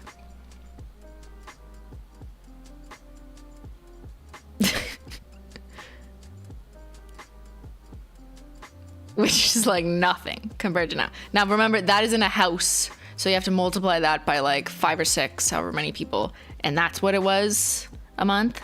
But like, you know, there was enough rooms that made it $333 for me living in a student type house. In what year was this? I need context. How old am I? I don't remember. Did you ever have a roommate? I always had roommates. I had roommates since I was 17 until I was 22. 22? Yeah, when I got the condo. So like 5 years. It's quite normal where I'm from and where I grew up. Ooh, disco death. Fuck me up. Yeah. Do you have roommates when you go away for university? It's like, yeah, everyone has a roommate. It's weird if you like didn't have a roommate. They're like, you live alone?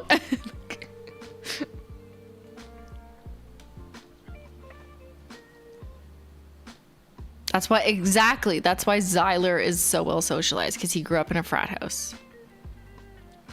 Okay, here's reflective taco.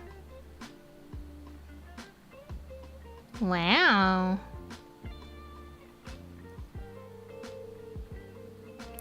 Fuck, she's so pretty.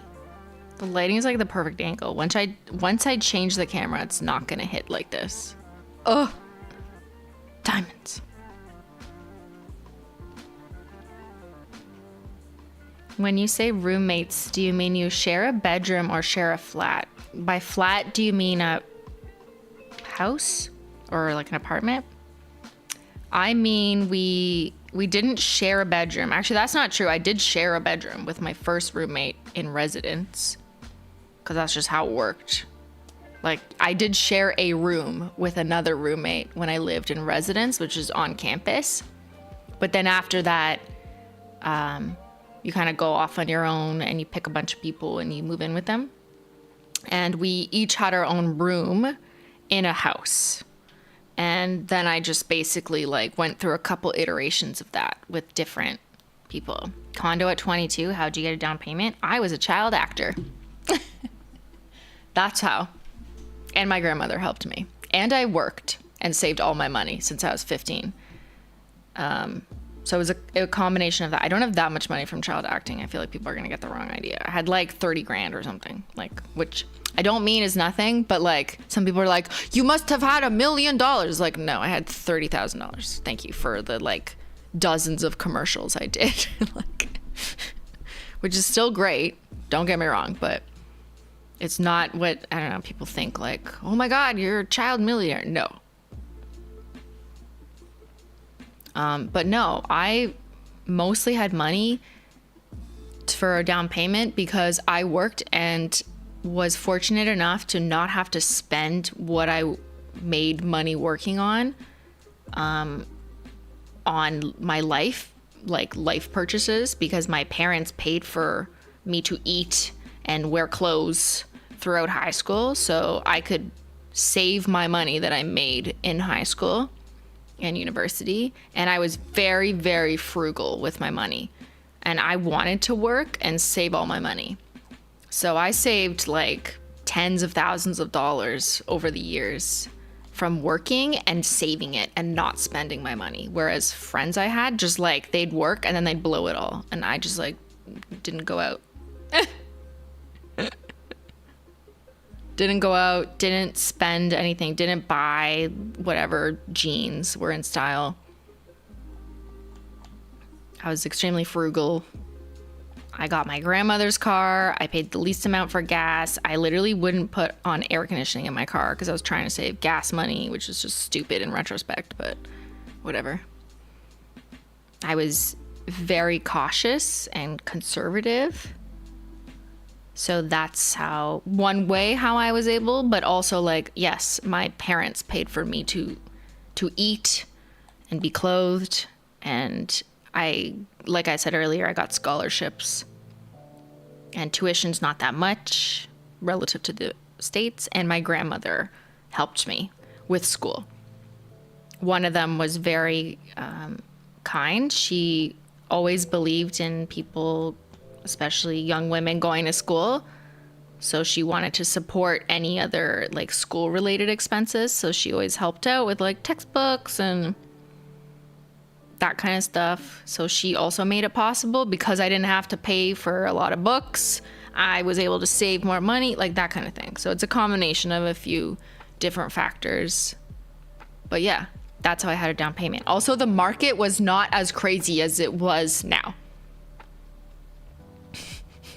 And I bought a condo, not like a whole ass house. That was 7 years later.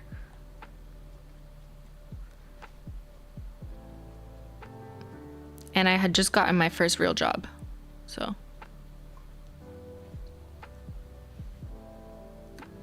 Look at all these glossy tacos. I kind of just been on autopilot mode, if you haven't noticed. I'm just glosso tacoing. Yeah, now the market is ridiculous. Like, I was an outlier. Yes, being 22, this is like a long time ago. How old am I? 35? Oh my God. I agree that I was an outlier amongst my 22-year-old friends at the time. Like, very few people my age at that time were buying a condo. Like, they were like, what? And I was like, yeah, well, I saved all my money. And remember, I had to get my dad to co-sign though, because I didn't have the proof for like the mortgage payment, because like I didn't make quite enough. But like I knew I'd be paying it because I was just about to get a full-time job, but like they wouldn't take the student version of it. It didn't count to them. Anyways, it was kind of stupid. So yeah, he co-signed in order for them to approve my mortgage. But like I paid the mortgage. My dad did not pay the mortgage. They just needed like, you know, it's like policy to make sure that if I default, like they can go after him, which never happened because of course I paid. But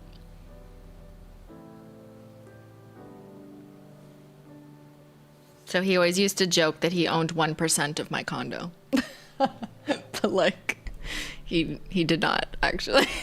But like that was just funny. So he would come over to the condo and be like, this is my tile, like one tile in the bathroom, be like, this is my 1%. And I'd be like, okay, whatever you say.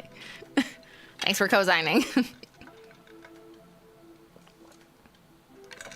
It's because if you fuck up, he'd have to pay. They don't trust people with no credit. Yeah. So I was 22. I don't have like enough credit. That's why. Yeah.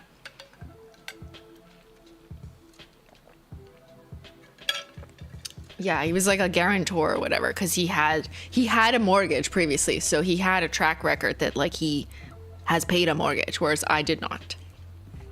Dad jokes are the best. Yeah, every time he'd be like, "This is my tile. I want this corner," and I'd be like, "Okay, relax. I know you signed this paper, and I'll say thank you again." Okay, I'm gonna put these away so I don't knock them.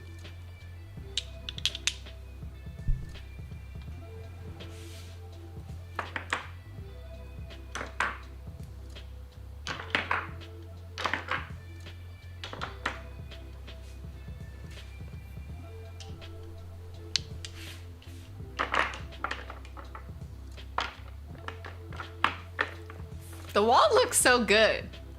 I love this wall. Okay. We're gonna move them because I just have a couple more to paint and then we're gonna wrap up, okay?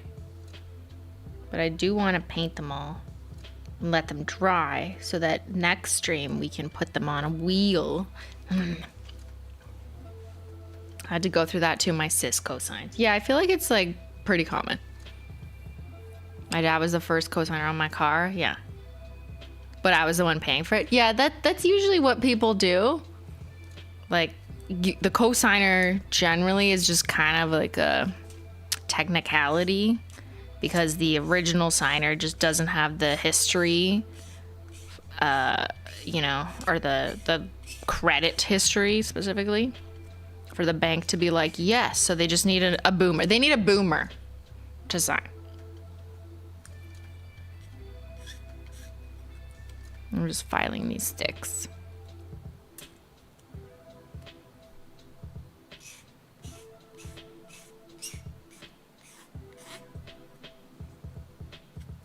The cosignee also makes the payments. They do? I don't think you have to.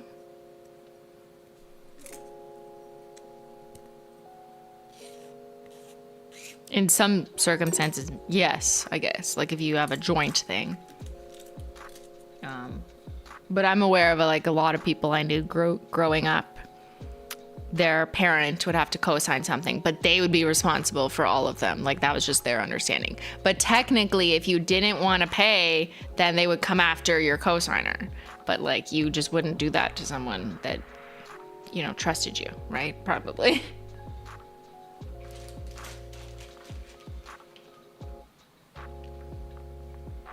Where's my free wheels? I mean, stickies. Is this gonna be the new setup for your stream? For now, yes. For now, yes. But I kind of have plans to do another room. Shh. Oh my God, where's my sticks?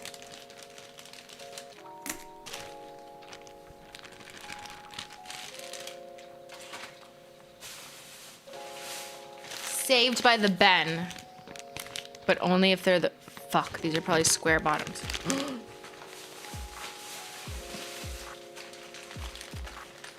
These are round bottoms. You had dinner? I ate a little bit of the garbage bowl from Farm Boy, so I'm not that hungry. But yeah, I will have more. I got okay. 1, 2, 3, 4, 5. I'm gonna paint 5, and then I'm coming up. I swear. 1, 2, 3, 4, 5. 5.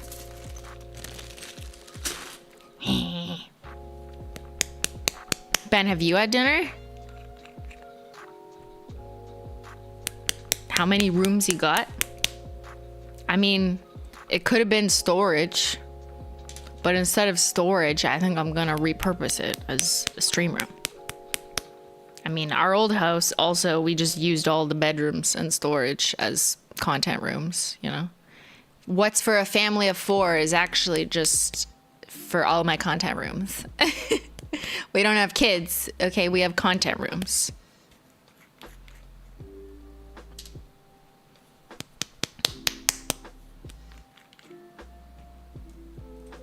and the kitchen, which I know people were asking Ben about. I want to film a Simply Bake Logical, but I don't know how to use my oven or my stove.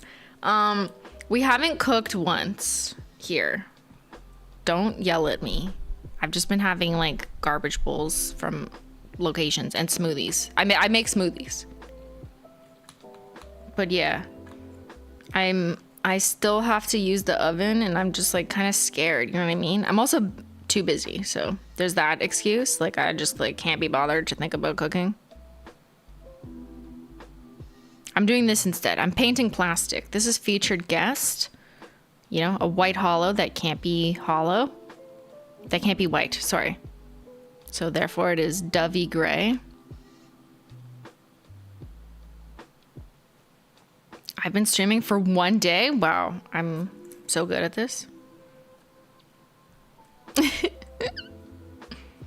Your home is 2-bedroom. Technically, it could be 4 if the basement was finished.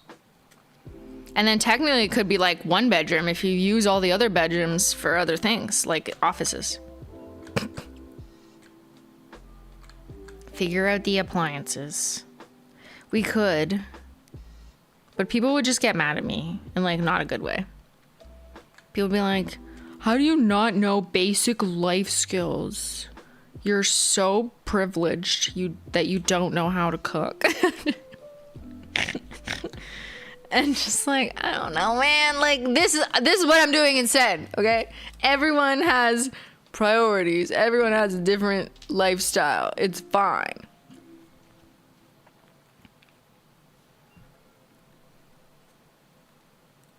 I think we decided on my stream cookies are a good first Bakeological to make the new house smell like cookies. We could, but I need to know how to use the oven.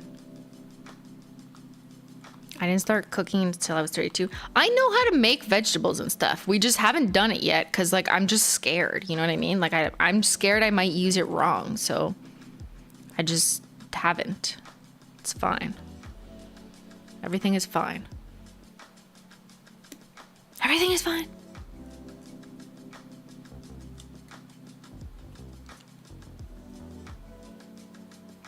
Speaking as an old who has moved several times, you do have to learn each new oven. Different controls, some run hot, some run cold. See? Yes, thank you for validating my anxiety over learning my new oven. I know how to use the microwave. I've used the microwave all the time. I've put soup in there. I've reheated tea, don't judge me. I've reheated microwave dinners, like some chicken. So I know how to use the microwave. That's the first step. I don't know how to use the oven though. But I swear we're gonna I want to make some vegetables. Just simple, throw some vegetables on a fucking baking sheet, roll it in garlic and shit. And that's gonna be my first test of the oven. Like nothing fancy. I just want to make sure it works. And then maybe once we know the basic controls and like how hot it gets and, you know, how does it compare to my last oven? I don't know yet. Then we'll do a Bakeological. Actually, no.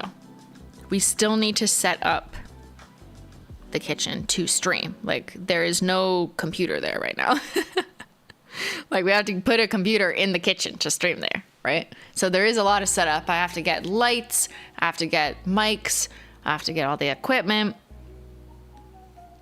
Yeah, it's not the simplest of tasks.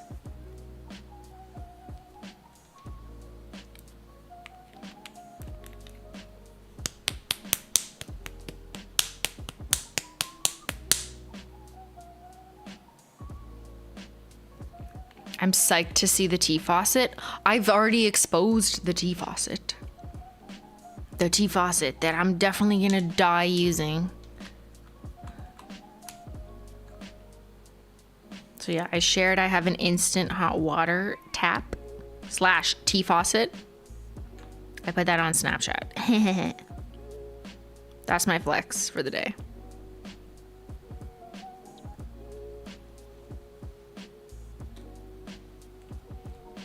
It is divine, truly. Some may even say it's a Everybody Loves Raymond faucet. I've made oatmeal in it too.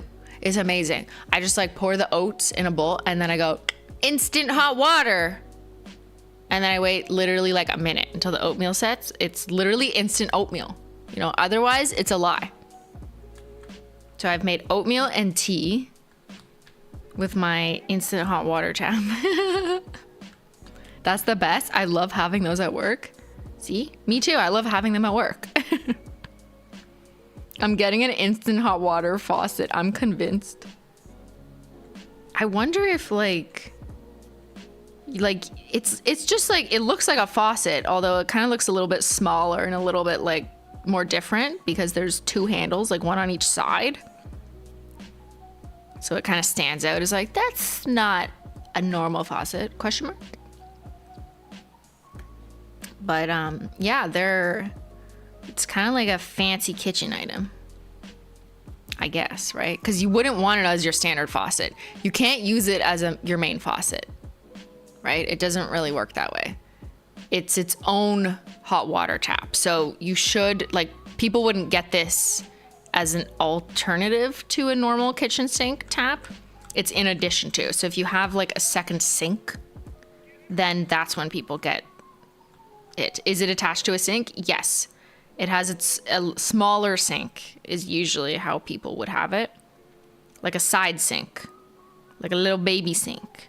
Some people have it like in an island or just like over on the side. It's like a second sink, just like a small one sink. You don't really do dishes in it because that sink is supposed to be just for your instant hot water. Live life the Simply way.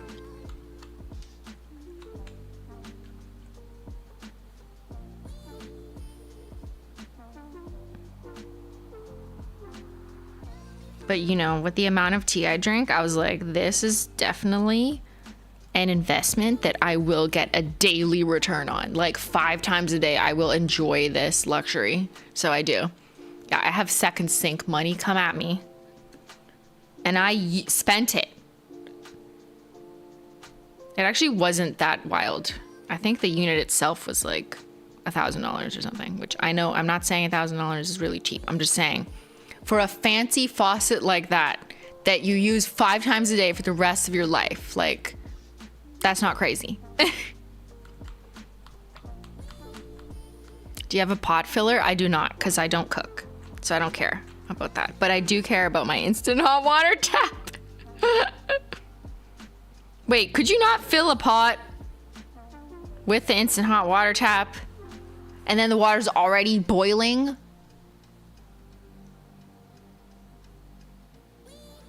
I guess you could, right? In theory. But like, I don't see how little I cook. Like, that's not on my list of things I want.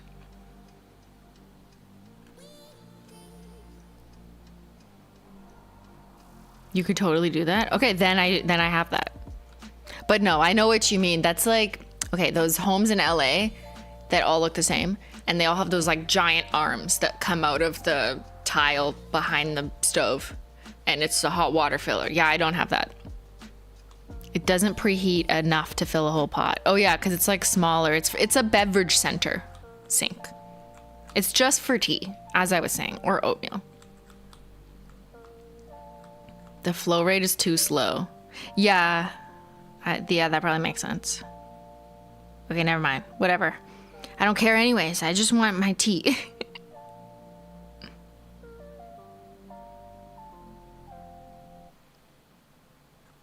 Featured guest is complete. It's single serving only, just for me. No one's invited over.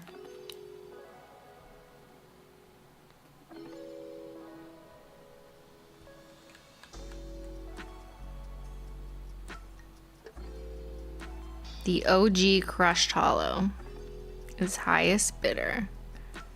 Literally sparkling concrete. Ugh, I love this one. Look at that, sparkling concrete, highest bidder. The one that started it all, the crushed hollow craze. Okay. I never understood pot fillers. Like marijuana? I'm just making fun of the people who are like, pot lights? Like weed? I never understood pot fillers. If you can't carry the pot of water to the stove, how are you gonna get it off? I think pot fillers are normally by the stove, right? I don't know. I don't have one.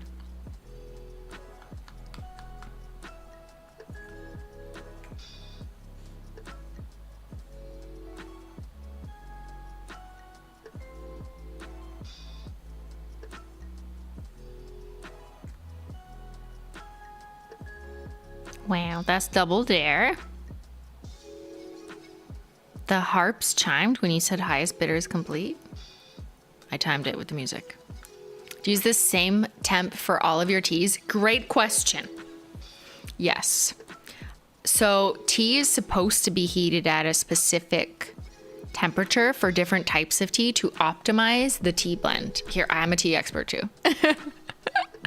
In other words, so with like black teas, you can heat it hotter and it's still fine, but there's some more sensitive teas like green tea or herbal tea that you actually don't want to overheat or else it burns the tea, just like you can burn a coffee bean and then it tastes weird. Now, because I drink a lot of black tea, but I also drink green and herbal, I don't want to have to change the temperature all the time. It's kind of annoying. So I kind of pick like in the middle. So I had it at 185, but then I actually found that it wasn't quite enough with this hot water tap because now I'm learning it. So I do think like I have it now at 190 degrees Fahrenheit. But you actually don't want fully boiling water in your tea. Like if you boil your water in a kettle, like a kettle that doesn't have a temperature thing, or like a pot, and it's like fucking boiling bubbles, and then you put in the tea, you're probably gonna burn the tea leaves. Green tea is the worst when it burns, yeah. With black tea, you can get away with it. Like when I'm, you know, out and about, whatever. When I'm at a hotel or whatever, like it's fine. Like a black tea, I don't really notice it being burnt as much, but with green tea, you will notice it. 190 is great for in between. Thank you, Jason. I recommend that temperature in all of your hot water taps. Just kidding. That's Miss Toe Beans. Okay, and I think we're good to glossy taco time. I'm gonna put these back on the shelfie.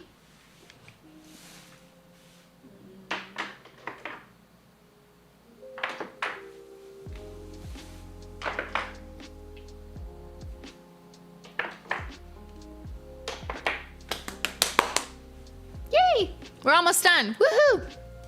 Phew, what a productive stream, right? We did everything except labeling. We'll do that next Saturday. Not this Saturday, next Saturday. Oh, my back hurts.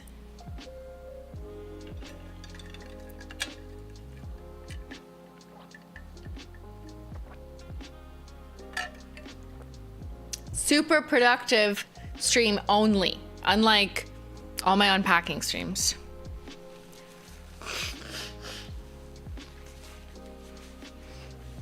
All right, it's glossy taco time. The label maker is charged, but it's like 9 p.m. So what is this Saturday? Nothing. I'm not streaming this Saturday. I have family stuff. On Wednesday, this time next week, we are gonna play Big Kitty Little City or Big City Little Kitty or the game with cats. Oh my God, I almost died. I almost ceased to exist right there. Holy shit. So next Saturday isn't the next lunch? No. It's not. Right? No, it's not. Phew. Hang on. Okay, we can label next Saturday. Not this Saturday, next Saturday. You had me confused there for a second. I'm just glad it finally charged. Yes. Little Kitty Big City looks so cute. It does. That's why we're playing it next Wednesday. It comes out tomorrow, but I probably won't download it or figure it out until next week's stream. But that'll be really, really fun. That's perfect. Actually, I also have family stuff this Saturday. There you go. Everyone hang out with the family you didn't choose this weekend. Your forced upon you family. Maybe don't call them that, but whatever.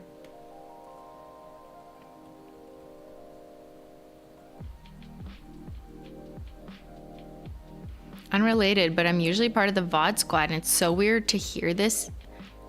So weird to not hear this in double speed. Haha, this is so relaxing. Wait, you watch all of my streams in double speed?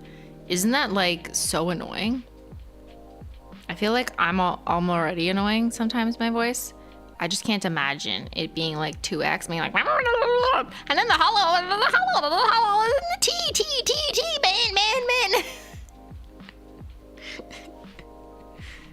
How does that sound on 2x? How are you ever able to relax watching my streams on 2x? Honestly, I don't understand. Please enlighten us. It's like being on speed. You know what I mean? Like literally, it's sped up. Sounding like a villager. Like a village in Animal Crossing?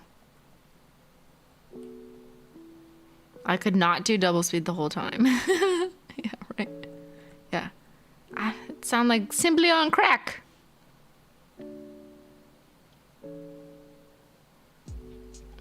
Favorite sister. Oh, she's such a good shade.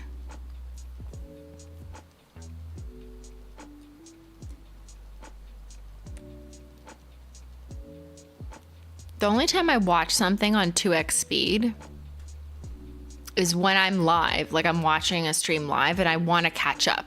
Like I missed the first half hour, but I actually wanted to see everything. Only while it's live, I'll like watch it on 2x so I can catch up.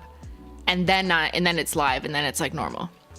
But if I'm watching a VOD, I have in theory all the time in the world, the stream's already not live. So I just let it 1x.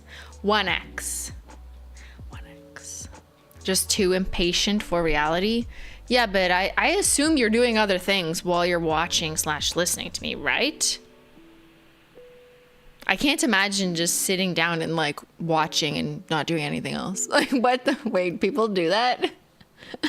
Like if I'm listening to a stream, I'm watching it and reviewing content and swatching and sending emails and on Slack and cleaning. I'm not cleaning, but you know what I mean. Like I'm doing two things at once. Doing laundry. You're eating watermelon. Okay, sure, yeah. Styling your hair, yeah. So it doesn't need to be 2x, right? Does anyone actually? Let's poll. Okay, last poll of the day. Honest question. Okay, I have to go like this so I don't touch the swatch sticks. Do you watch things and do nothing else? Nothing else! At the same time. That's kind of confusing, but you know what I mean. So say yes. If no, sometimes you watch things and you just... I'm watching, I'm paying attention. I'm not doing anything else. I'm only watching this Netflix show. Not on my phone, not doing homework. I'm just watching this Netflix show. I'm just watching Simply Not Logical. That's it. Not looking at my phone. Cries and moderator. Holo Combo's got to type and ban people and do all the things. We are masters of multitasking. We are. Let's see. Let's see how this is going. Who's paying attention? Do you watch things and do nothing else?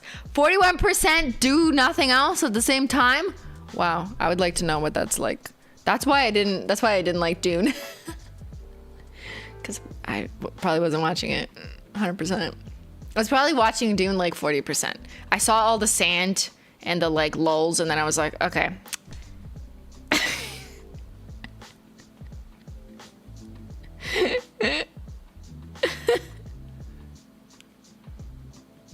The only time, yeah, you know what's funny? Actually, does this even count? The only time I will watch something through, like a show, like a whole episode, a whole show, and only pay attention to it, and that's it, is when I'm on the treadmill. But I'm also on the treadmill, so that counts as doing something else, I guess, right? So yeah, that disqualified. But that's when I'm giving the most attention to a show. It's like I'm actually listening and watching every moment of a show if I'm on the treadmill. Otherwise, no, not happening. So most people are a no, but 40% still actually like watch things. Well, I'm proud of you. Proud of you for paying attention to one thing at a time. All right. Speaking of needing to pay attention to things, I should eat and then I have work to do that isn't this procrastination. I literally can't say that word after our mod's name is procrastination. Like, I forget the actual word. Procrastination? What's the real word? My mod ruined me. This was fun. I'm glad you enjoyed this. Same, right? What is the real word? I don't know. Our resident has ruined us. Dr. Procrastination. That's the only way I know how to say it now. With ease. Used to struggle. Now it's easy. All right. I hope you enjoyed this cozy swatching stream. I'm done here. They're all glossy tacoed and lying in front of me, so they'll be ready to put on the wheel the next time we do this. And I will make sure my label maker's working, or it's going to be somewhat operable, so we can have some satisfying label creation. And I will let you know my review when we get there. So no stream this Saturday. Big kitty, little city, little kitty, big city game next Wednesday, and then swatching sticks the following Saturday. Did I join as she's ending? Yes. Go find another stream. I'm sorry, Peyton. All right, everyone. Big shout out to the mods, the Menchie gang, and I hope everyone has a wonderful rest of your week. And, you know, whatever it is you're doing, I hope you enjoy it. Thanks so much for watching, and I'll see y'all later. Bye.